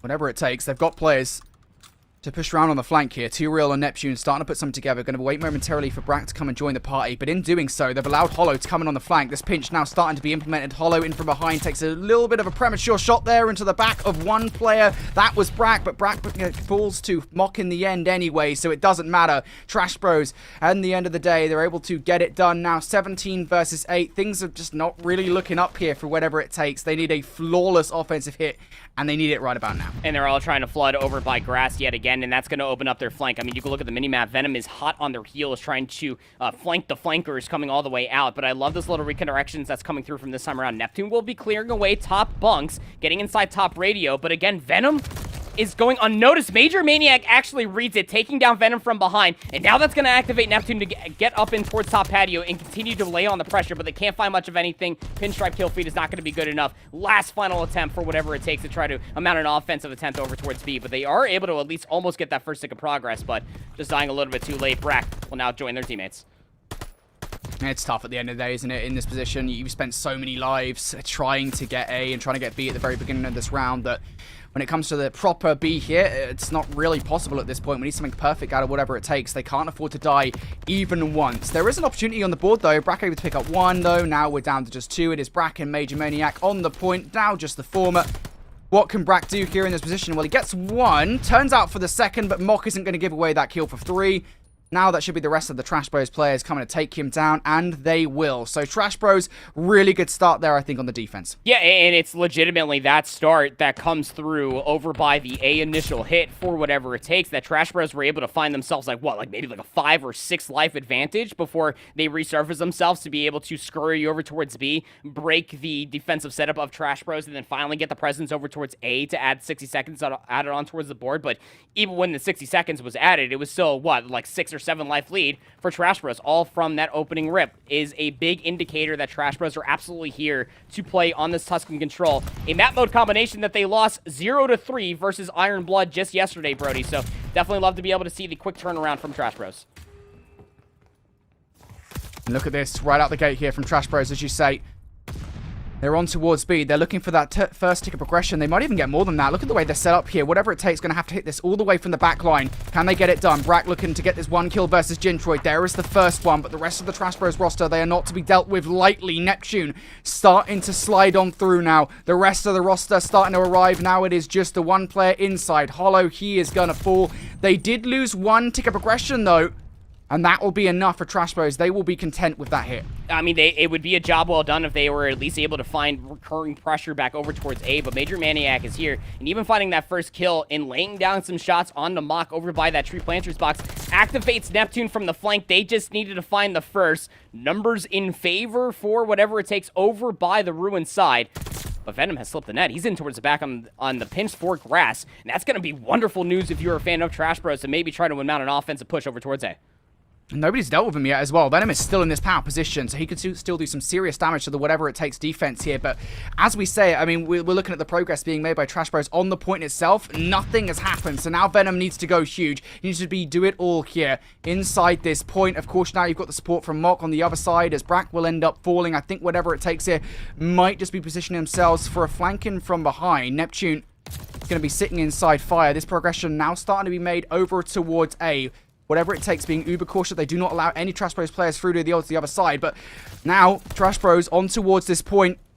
Starting to make this progression. They look to get the second tick on through. And there is just one player potentially putting together a flank. It's going to be Major Maniac. Does actually get sniffed out. Mock wins the gunfight. And now that should be A locked up. That should be the extra 60 seconds added on towards the board. Lots of flanks coming through in the middle of that as well from whatever it takes. And at least it keeps the lives damn near even, just 14v13 in favor of the defense of whatever it takes. And so long as they continuously find 1, if not 2 kills towards the rooftops, towards the middle of the map, Trash Bros won't have the numbers to be able to full-on hit over towards the B zone. They're trying to get players inside of bunks, inside a radio. Now, they're still aware that they are probably missing 1 player, and that's going to be Brack, who is just isolating themselves inside the top fire.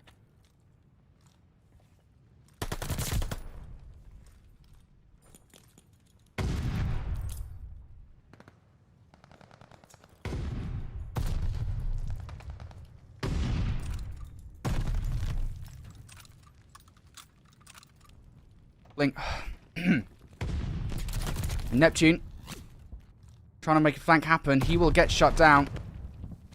Mock now with 2 for Trash Bros. There is a way back in towards this control zone. There actually was a wave of kills coming on through here, Andy. Brack will fall. And for whatever it takes, they no longer have the grip over the hard point that they had previously. Neptune, he needs to go big here on towards the point, but Major Maniac takes him down. And we were talking about team nades all the time here on the point. Trash Bros, they look like they're gonna do it. Surely no way they do it. Able to win the offensive round by way of tick progression. That does speak volumes. Not only do they take a 2-0 lead in the Tuscan Control, but they are also leading the overall tick progression by a solid 3, which is going to speak volume if whatever it takes start bouncing back here, winning an offense and then the defense soon after. They are still down by 3 total ticks. You would have to win this off of tick progression. You would feel like if they want to make an argument for a round 5 defensive affair, would have to be super close, considering the odds stacked against them. Going for A, the smarter of the 2 calls, coming in towards another offense for whatever it takes. Being down this horrendous, they have to go for broke, make sure that they get 60 seconds out on towards the board as quickly as possible. They found 1 kill on towards the backside of Grass, and look at all the blue arrows on the minimap. They're aware. We're not getting pushed through the middle of the map. It has to be a flank, wonderfully scattered out from whatever it takes. Now, whatever it takes off the back of that now. They will capture A, and it is an early one as well. We know what we say about those early captures here on Control. It gives you a ton of time to make the moves over towards B. Now it's about following up some more kills, of course. It's not gone exactly as they initially planned. T-Real is the last remaining player here. He will get shut down. So a moment of calm now for Trash Bros. They lose A out of the rip. This isn't the worst position in the world, though. They can reposition across the map to make sure that whatever it takes do not get past the 50-yard line. But I don't really know if that's the case anymore. T-Real and Major Maniac, they win their individual one-on-ones, and they are right back in towards the base against Trash Bros here. Starting to make some progression. This would be a massive round if they can get it done. Oh, but they don't have a player top radio, so Jintroid commits to the flank. They find 2, and it's without that one power position inside of top green that this push all falls by the wayside. They could have gotten so much more, Brody. They just needed to have a player just lurking behind inside of radio, maybe in top patio, to deny any flank potential coming all the way through. Getting a little bit too far ahead of themselves on whatever it takes. Couldn't even get away with 1 tick of progression. So now the split is in. 2 players into the backside of Church, 2 players over by P5, but they lose two players, 1 on each of that pinch of a front, and they're also able to read T-Real in towards the flank as well on the backside of Church. This next push has been absolutely stuffed, as whatever it takes, wait for the respawns for a full-on flood from the patio. And they are funneling in here. All 4 players. This is go time for these guys. Venom, though, he's sitting there waiting. There's 2 players down. Now it's just down to the 2. Whatever it takes, players, make that 1. Major Maniac, the last player left alive. And you can see Trash Bros, they recognize that, hey, 1 player is still up. It's Major Maniac. We're going to take him down. And Trash Bros have done a really good job at weathering all of these players. They're taking hit after hit. And now they're down to just 40 seconds left on the clock here. They've done a really good job of the defense. And Venom flies in from behind. Takes a little bit of time to recognize the second player, but it doesn't matter. The kill is in either way. Whatever it takes here, 30 seconds on the clock, you gotta go. Gotta start flying, and they're gonna be doing this all one-dimensionally through Church. You gotta get a player inside top green. That's gonna be Neptune that will be activated to push through the patio side, but Hollow was waiting. We'll find that kill. Now, you still have Major Maniac to worry about who's coming up through the staircase. You should be aware of this. You are Trash Bros. Someone touched the zone, and Major Maniac drops down, tries to get the gunfight versus Venom, cannot find it. And once again, Trash Bros, they're going to hold strong. I don't think anybody is making it across the map in time. Perhaps we can see Brack through the middle of the map, but Jintroid's just got him there. Hollow inside maps will end up falling. There is just simply no time for whatever it takes to jump on towards the point, and Trash Bros able to take this one 3-0. They hold on in the series. And I'll tell you what, that last round was a really well played round from Trash Bros. Of course, we can talk about round number 2 in just a second as well, but for round number 3, they held on the defense for B for what was, I think it was like 2 minutes and 16. That was how much time was on the top. It was a lot of time either way when A fell. It was definitely closer to 2 minutes. It was 25v25 when they ended up converting the A zone for whatever it takes. But you definitely got to appreciate what was being exploited continuously by Trash Bros. That all these different one-dimensional hits, even when it was 2 players over by Back Church and 2 players on the backside of P5, that when those coordinated pinchers were coming all the way through, you just need to be able to find one on 2 different fronts for Trash Bros, of which they did in kind. From there on out, you can see desperation kind of sinked in just a little bit too soon for whatever it takes, where they just started to one-dimensionally hit over by grass or outside from P5. And they gave themselves a really good look, potentially to try to full flood inside of the B zone. But the one thing got exploited continuously is that the flank was always open. Jintroid initially, Venom soon to follow. Every single time that whatever it takes, we're getting closer and closer towards that B zone. Nobody was counting nameplates. Nobody was looking for names. Nobody was counting numbers as well, as it always felt like there was a lurking SMG player from Trash Bros to be able to come in from behind, to be able to find a crucial 2-piece to stop that push dead in its tracks.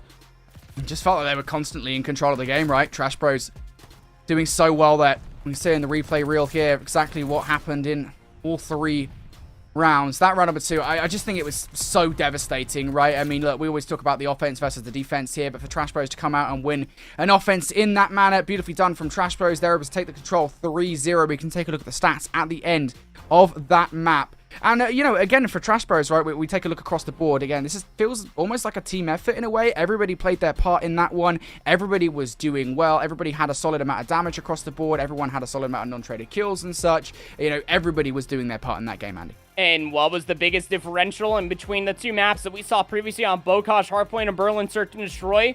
Neptune, 2-Real, the SMG presence from whatever it takes was a non-benefactor. Major Maniac also at 12 and 22. Trash Bros able to mitigate the frontal pressure that was mounting through the past 2 maps and came through in kind for a 3-0 win from Trash Bros over whatever it takes on the Tuscan Control. And again, I exclaim that because when you're looking at Trash Bros, even from yesterday's competition, they lost to Iron Blood on the same map mode combination, 0-3. That's the immediate turnaround that you're going to be looking for Venom Gintroid to come back into their own and just allow Mach and Hollow just to kind of anchor up, go 20-16, 21, and 17 respectfully. And even the assists definitely suggest how well this team was clicking throughout the entirety of those 3 rounds of play. Sub 10-minute control, by the way. That's what it truly does feel like when it goes that fast in 3 different rounds. Indeed. Well, we're going to Kavutu Hardpoint next between these two teams. You know, it's a wildly different map, I think, to what we saw in map number 1, right? I think this is going to be a map where, unlike map number 1, where it really was the story of kind of the SMGs versus the SMGs on each of these teams, Andy, this is where we really expect the ARs to step up and play. And honestly, I feel like this is for whatever it takes at the very least, where we could see them hit final form in a way, right? Because now, again, we've mentioned it time and time again throughout this series. They brought Major Maniac on the roster, a native AR player. He's now playing with Brack for the 2 ARs for this team, and honestly I feel like they're now a lot more comfortable in that category because of it. Yeah, and they really should be, right? I mean, from all of the silliness that we have seen just Brack do with the Automaton, even when they do get in close-range gunfights, going back to that Bokosh hardpoint as a very good AR player throughout the entirety of the year, and then also Major Maniac can get aggressive at a moment's notice, is just something to behold for itself for whatever it takes to continuously find value. I'd assume that it would be Too Real picking up the Automaton, the 3rd AR here, allowing Neptune to be the sole SMG, depending on what hardpoint is active. For whatever it takes going forward for themselves, as we also have seen Too Real do some absurd things on this map mode combination when they were still playing underneath the Stallions banner going back to Season 2 of the Elite. Whatever it takes, coming off of a Kavutu Hardpoint win, that was map number 4 in their 3-1 victory over 705 Esports. Trash Bros were able to beat Electrify Steel in their first series of the day. Map number 1 over Electrify Steel was 250 to 151. Trades galore as we kick off this hard point. It's not really that much of a surprise, is it? To be honest, just the anti-air gun about encapsulated into one sentence there. As, well, it is now going to be whatever it takes. Looking to get on towards the hard point to kick this one off. They want to try and force this one over game 5, where you're going to need to rely on your ARs to do it. And, well, Gintroid picking up the AR here as the 3rd AR player for now. Looking to zone off these players from afar, but it is the nade to take down Tyrael. And look at the kill feed. It is all whatever it takes highlighting up. They are prepared perfectly for the next hard point as well. Red Mach finds themselves on a 4 spree, trying to play their tree. Monumental for them, and here comes the answer to the question I was thinking about in my head. Does that mean that Venom did roll out with an SMG? Well, absolutely they did. Team kills, not going to necessarily help well, unless it immediately gets rectified by Neptune in a nice little 2-piece, trying to brute force their way for the rotation as they find number 3. 4 and 3 now for Nep, able to get in for the time here on P2. Trying to bounce back off of a very interesting start that, whatever it takes, allow Trash Bros to find off of P1. More kills coming through for whatever it takes as well. You can see Gintroid on a 5 spree over on the other side of the map right now. So, Trash Bros, you need to find a way on towards the other side here. You know, they're able to shut down Gintroid. At least there's that. But now there's Venom in from behind that you have to contest with. He picks up 3. Give him 4, Tyrael. Come on, you're so mean. But it doesn't matter anyway because Gintroid should be able to trade him out. And there it is. So, this is a massive bit of momentum going in favor of whatever it takes early on here. Not only do they get the majority of time off the back of this hard point and, of course, hard point number 1 as well. They are on the better side of the map for their next rotation. So things aren't looking really great at the moment for Trash Bros here, Andy. It's also important to note, again, the top side and as well as the logos are backwards. It is whatever it takes on the left side of the screen. Trash Bros on the right. But even more so than that, it is a emphatic start coming through from Trash Bros as a whole off of that P1 stint and immediately breaking back in towards P2. And this is where things can get a little bit hairy if you are whatever it takes, because you got to try to break inside P3. They've already more or less guaranteed that 20 seconds will go over towards the bank of Trash Bros here on P3. But if they do not break this cleanly within the next 5 seconds or so, Brody, this could be a solid 45, if not more, for Trash Bros in their bank. Now, Trash Bros in a really good spot at the moment, looking to hold on towards this hard point. Whatever it takes. Can they find their way on through? Well, Major Maniac and Tyrael getting a couple of kills. That almost certainly helps. Tyrael picks up a 2nd as well. It's all autos, I think, for both of these teams at the moment on this hard point. It's huge 20 seconds to take if you're whatever it takes here in this position. And now for whatever it takes. They're on the better side of the map as well. They are zoning Trash Bros off towards the back line. Can Mock do anything about this to try and get on out? Well, it's a nice 2-piece at the very least to try and clear on things out so they can push up towards that beach. A little bit more breathing room as they move over towards the 100-point line. But look how far pushed up Tyrael is towards this dock side. looking for all of these kills, and it is just distracting these players at the moment while there's just one player, and Major Maniac solely sitting inside the hard point. Yeah, I mean, kick his feet up, right? Mike might as well just grab a glass of lemonade or something, just wait for the engagements to come to them from the concrete stairs. Hollow will be that first player trying to work their way over here. Stun will connect. Major Maniac gets activated, and now we'll push a little bit far forward, allowing 2Real just to soak up more hardpoint time. This is what is required for whatever it takes off of that P1 to P2 break that Trash Bros were able to find for themselves, not to mention the time that they were able to find there on P3. But going forward, whatever it takes are staring down the barrel of about 40 point plus here on P4, unable to break. No entry, do not pass go, do not collect any hardpoint time for Trash Bros there on P4. They have to set up through the middle of the map and try to win this rotation over towards 5, which is already being threatened by 2Real here in green. And just look at this comeback coming in from whatever it takes at the moment, right? You now 94 to 96. They are right back into this game. They want to close it out in 4. They've got a good opportunity to do it here. But Trash Bros, they want to try and put some distance between themselves and whatever it takes. And once again, they have an opportunity to do that here over towards this dock side. Brack, can he make the move forward? No, he cannot. But it was Trash Bros being pushed out of the hard point momentarily. I think for Trash Bros at the moment, to be fair, they don't have that all that solid of a setup. The crossfire isn't exactly being covered. That allows a couple of whatever it takes players to filter across the LST ship. But very quickly, they are dealt with as Venom picks up 3 in a row. Trash Bros looking to get this last 30 seconds of time or so. They could still do it, whatever it takes. I think being a little cautious not to overcommit to this, but 2Real going straight for it for the last 20 seconds. Unfortunately, going to check that wrong corner. Yeah, a little bit of hesitation coming through from whatever it takes. Hey, do we try to finesse? Do we go all in for the setup going in towards 1? You actually need to end up doing 1. So 2Real just kind of goes for a little bit of a jump slide going in towards P5. They get gunned before even dipping a toe inside that hard point. End of the first set of rotations. 2Real almost able to find themselves a nice little 2-piece at the bottom of the cliff path. It will be 140 to 97 and counting up for whatever it takes as they are in for the initial time here on 1. And the spread is looking pretty darn good, but the set nade coming through from Hollow on the right side of P1 is even better. But you gotta hold strong if you're whatever it takes. You need this time. Trash Bros have broken again as they continue to build their leader's advantage. And this is a lot of time to give away if you whatever it takes. You've really got to hit this right now. It's 35 seconds that you could get yourselves.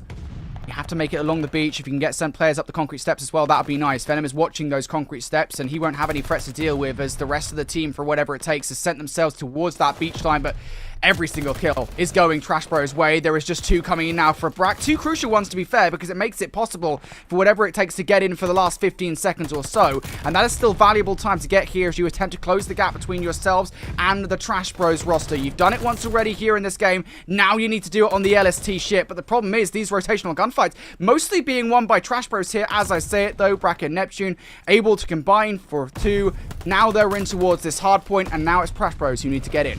Yeah, almost similarities coming through from the first in towards the second set. Whatever it takes, get broken inside of P1. Trash Bros walk away with abundance of time, but whatever it takes, are able to work their way from the Radio Shack spawns and able to get themselves back inside LST ship. And look at the coverage coming through. Just all the blue arrows just stacked on top of each other. Top LST inside the hard point as well. You got Neptune trying to cause a little bit of a ruckus on the backside of green. They won't be able to find much of anything. Neither will 2Real over by top ring. So now an opportunity does present itself for Trash Bros. You don't need to break fully inside this hard point, but what you do need to do is find some trades, mitigate the time coming through for whatever it takes, because they are slowly encroaching on this deficit that are currently being held in the leaders column for Trash Bros. 170 to 160. In the back 10 seconds will be soaked up for whatever it takes. We're just about to have a dead even game. And once again, it's whatever it takes coming storming back into this game. It's Gavutu hardpoint. It's kind of what we expect, trading heals back and forth. These 2 rosters at the moment, it will be Trash Bros once again in control of P3. They're going to be the first ones here. Venom with a crucial 1-on-1 over towards the anti-air gun. Neptune going not 1, but 2 gunfights over there. That should present an opening now for whatever it takes to find their way on through. Those set nades, deadly as ever, will remove Gintroid from the hardpoint, but it's Brack towards the backline now. That's the problem for Hollow and Mock. He comes through, picks up his gunfight, and just like that, hey presto, it's whatever it takes. They're in for the time. And what they were unable to do in the first set of hardpoints come absolutely through. Lickety split here in the second set of hardpoints. They break on in with about 30 plus seconds remaining here on P3. And you almost have to respect this if you are Trash Bros. We're down to scrap time. This is now the time that you have to go all in for the rotation. Set yourself up in the middle of the map because you have to concede this hardpoint time. Yes, it is a leader's swap in whatever it takes favored. They will be over 200 points, but you simply cannot allow whatever it takes to get through the middle of the map scot-free. And by way of the kill feed would at least suggest that no nobody's going to be able to do that as free as you would once hope. But Too Real has slipped the net, waiting to see if they can catch a player top LST. They know that one player is up here. Neptune's going to be able to find that kill. That will activate Too Real, who does have some help coming through from the cliff path to try to break 4 early. It has been spotted out, we should say that much. There you go, the call is going to be made, so Gintroid going to deal with him. Of course, it is Mock currently sitting inside the hardpoint all by his lonesome, while the rest of his team going to spawn up over towards that beachfront. So Trash Bros now in a really good position for this rotation. Can Too Real come in and break this? There's the first kill coming through. Brack with another one as well. Brack with another one in the back line. And now it is going to be whatever it takes. They're going to find their way on through. They can fight this from the front. This is not a good position for Trash Bros to be in with 25 seconds left on this hardpoint. They can still get this time, and it is ultimately valuable time, but you do not want to get stuck in this spawn trap. We've seen teams time and time again in that exact position, but these gunfights now going to be won by Trash Bros. They won't have to worry about that proposition, and they've even got one sneaky player in on the flank that could do some serious damage. Gintroid has slipped the net. I don't know if Neptune's seen him. I don't think he has. No, I don't think that they're aware of it as well. I mean, Neptune immediately starts looking for Gintroid, who has been living and dying on the flank. 30 and 19 for Gintroid, but even more so than that, they were able to recognize that all of the players, for whatever it takes, they spawn on the bottom side of the cliff. That only means that you have a player of the enemy team on the north side of the map, if not closer towards P3. It comes all the way through. Whatever it takes, they still have those closer spawns on the backside of the green, but this is a very realistic hardpoint for Trash Bros to hold from the front. They just gotta win the gunfights. Indeed they do. Too Real and Brack, though, they've got other ideas. Major Maniac now inside the point as well. Major just tries to need to play his life here. Neptune over towards the LST. Wants to cause some havoc. Can only win one gunfight, so I don't think he's going to achieve exactly that. Regardless of whatever happens here, whatever it takes, cannot finish it off the back of this hard point. But this is a ton of time for Trash Bros to give away. This is a massive risk that has to be calculated as they move over towards the next rotation. They are giving away all of that time. Whatever it takes, they will be about 9 seconds or so away from victory as we get in towards this hard point, and the rotational battle already starting to go down here. Brack has one huge gunfight coming up versus Hollow. He's actually going to wait for his teammates to come on through here, and Major Maniac in for the support. The first wave of kills are through from whatever it takes. Can anybody from Trash Bros find their way through? Mock looking to come up from the concrete steps. He can't get in. There should be someone from behind from Trash Bros, but they can't touch the point, and whatever it takes comes storming back into the game off the back of the docks hardpoint, and a beautiful break in the anti-air gun. I mean, you just feel like it's highway robbery coming through from whatever it takes to be able to win that Gavutu hardpoint. What was about to be about a maybe 60-something point lead in favor of Trash Bros through halfway through the first set of hardpoints slowly starts to get chipped away by winning rotations, getting rotational battles, and being able to hold what was about 45, almost 50 seconds off of P4 in the first set. Immediately gets stuffed out, and then they were able to contest P5, and then the second set of rotations was so much more contested for whatever it takes comparatively to the first, that they were making sure that they were meeting Trash Bros on every different angle. The one saving grace for Trash Bros to be able to hold some semblance of a lead throughout the second set was thanks to Gintroid, who drops 32 kills for the loss, 3,500 damage to speak of, 21 non-traded kills as well for the kid. And it's just one of those things, again, when you do look from top to bottom, we have the greatest time in the world. It's very hard to find a mainstay SMG player on a that is so big that you're getting a cut down as soon as you start crossing through a lot of these different avenues. But even more so than that, whatever it takes, we're so quick to be able to recognize the antics that Gintroid was getting away with throughout the majority of the first, if not also the second set of hardpoints as well, that something had started to click. They started to shut down the flanks. They were starting to double chow through the front side of the hardpoints, breaking in continuously. And you really do feel like it was that slight contest that came through from the front of P4. When these two teams were just about knotted up a piece, Trash Bros were threatening to get over 200 points, but whatever it takes just comes soaring like a bunch of eagles inside of P4. They break in slightly, they keep it contested, they get Trash Bros in a little bit of a spawn trap on Beach. And then from there, it's just about focusing on the rotation over towards 5, which they win the upcoming gunfights, and the same could be said from 5 in towards 1. Absolutely absurd with this whatever it takes squad. Absolutely pieced together there within the final few hardpoints to be able to get this Gavutu hardpoint win, and also knocking Trash Bros down a peg, finally adding a loss onto their column. Yeah, I think we should probably stress as well, right? Because there were multiple moments in the game where Trash Bros had a commanding lead, right? Especially as we were moving into P3 on the second rotation. I think that was probably the most notable one where they were up like 160 to like 100 or something like that. And, you know, whatever it takes. So they held the majority of the time off the back of the hard point. They were able to bring things level. Just an incredible hard point. So meticulously played from both of the teams.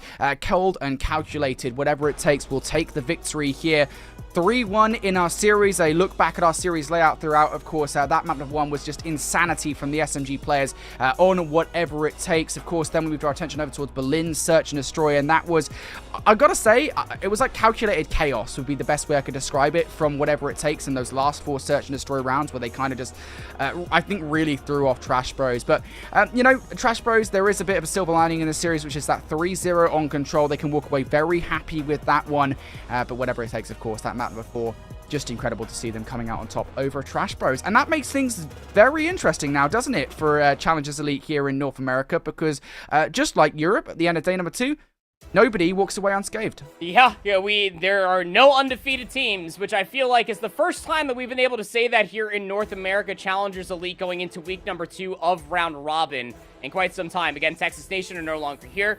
Them and Bear Claw were the undefeated teams going in towards week number 2 back in Challengers Elite Season 2. Nobody goes unscathed. Look, there is a very likelihood that you're about to be seeing 3 teams tied up 3-1. This is all, of course, barring what ends up happening with Electrify Steel versus Red Wolves, who very much so could play upset. And the same thing could be said there for Ultra NA, which actually they do beat 705. So they're also 3-1. Trash Bros are 3-1 with this loss here as well. And whatever it takes with this win and 2-0 on the day are also 3-1. Brody, the permutations, my brain is about to explode. Yeah, I have a feeling that week number 2, because obviously, again, we should probably clarify that Andy and I, we love, like, the 4th day of Challengers Elite, and we loved absolutely. it all the way throughout the Black Ops Cold War season, like, just sitting there and working out exactly who can get through with what kind of permutation and such. It's always a fun day of Call of Duty, and I think things are very interesting on both sides of the pond now. We've talked about Europe, we've talked about North America. Nobody today has left unscathed. Nobody at the end of week number 1 has walked away unscathed. The chaos will continue in Call of Duty Challengers. It has been an incredible day of games here in North America. Of course, we kick things off with Ultra Academy North America. They're 3-0 versus Valor Esports, but we finished off with Trash Bros losing that game versus whatever it takes. Of course, for North America Challengers and European Challengers will return next Tuesday.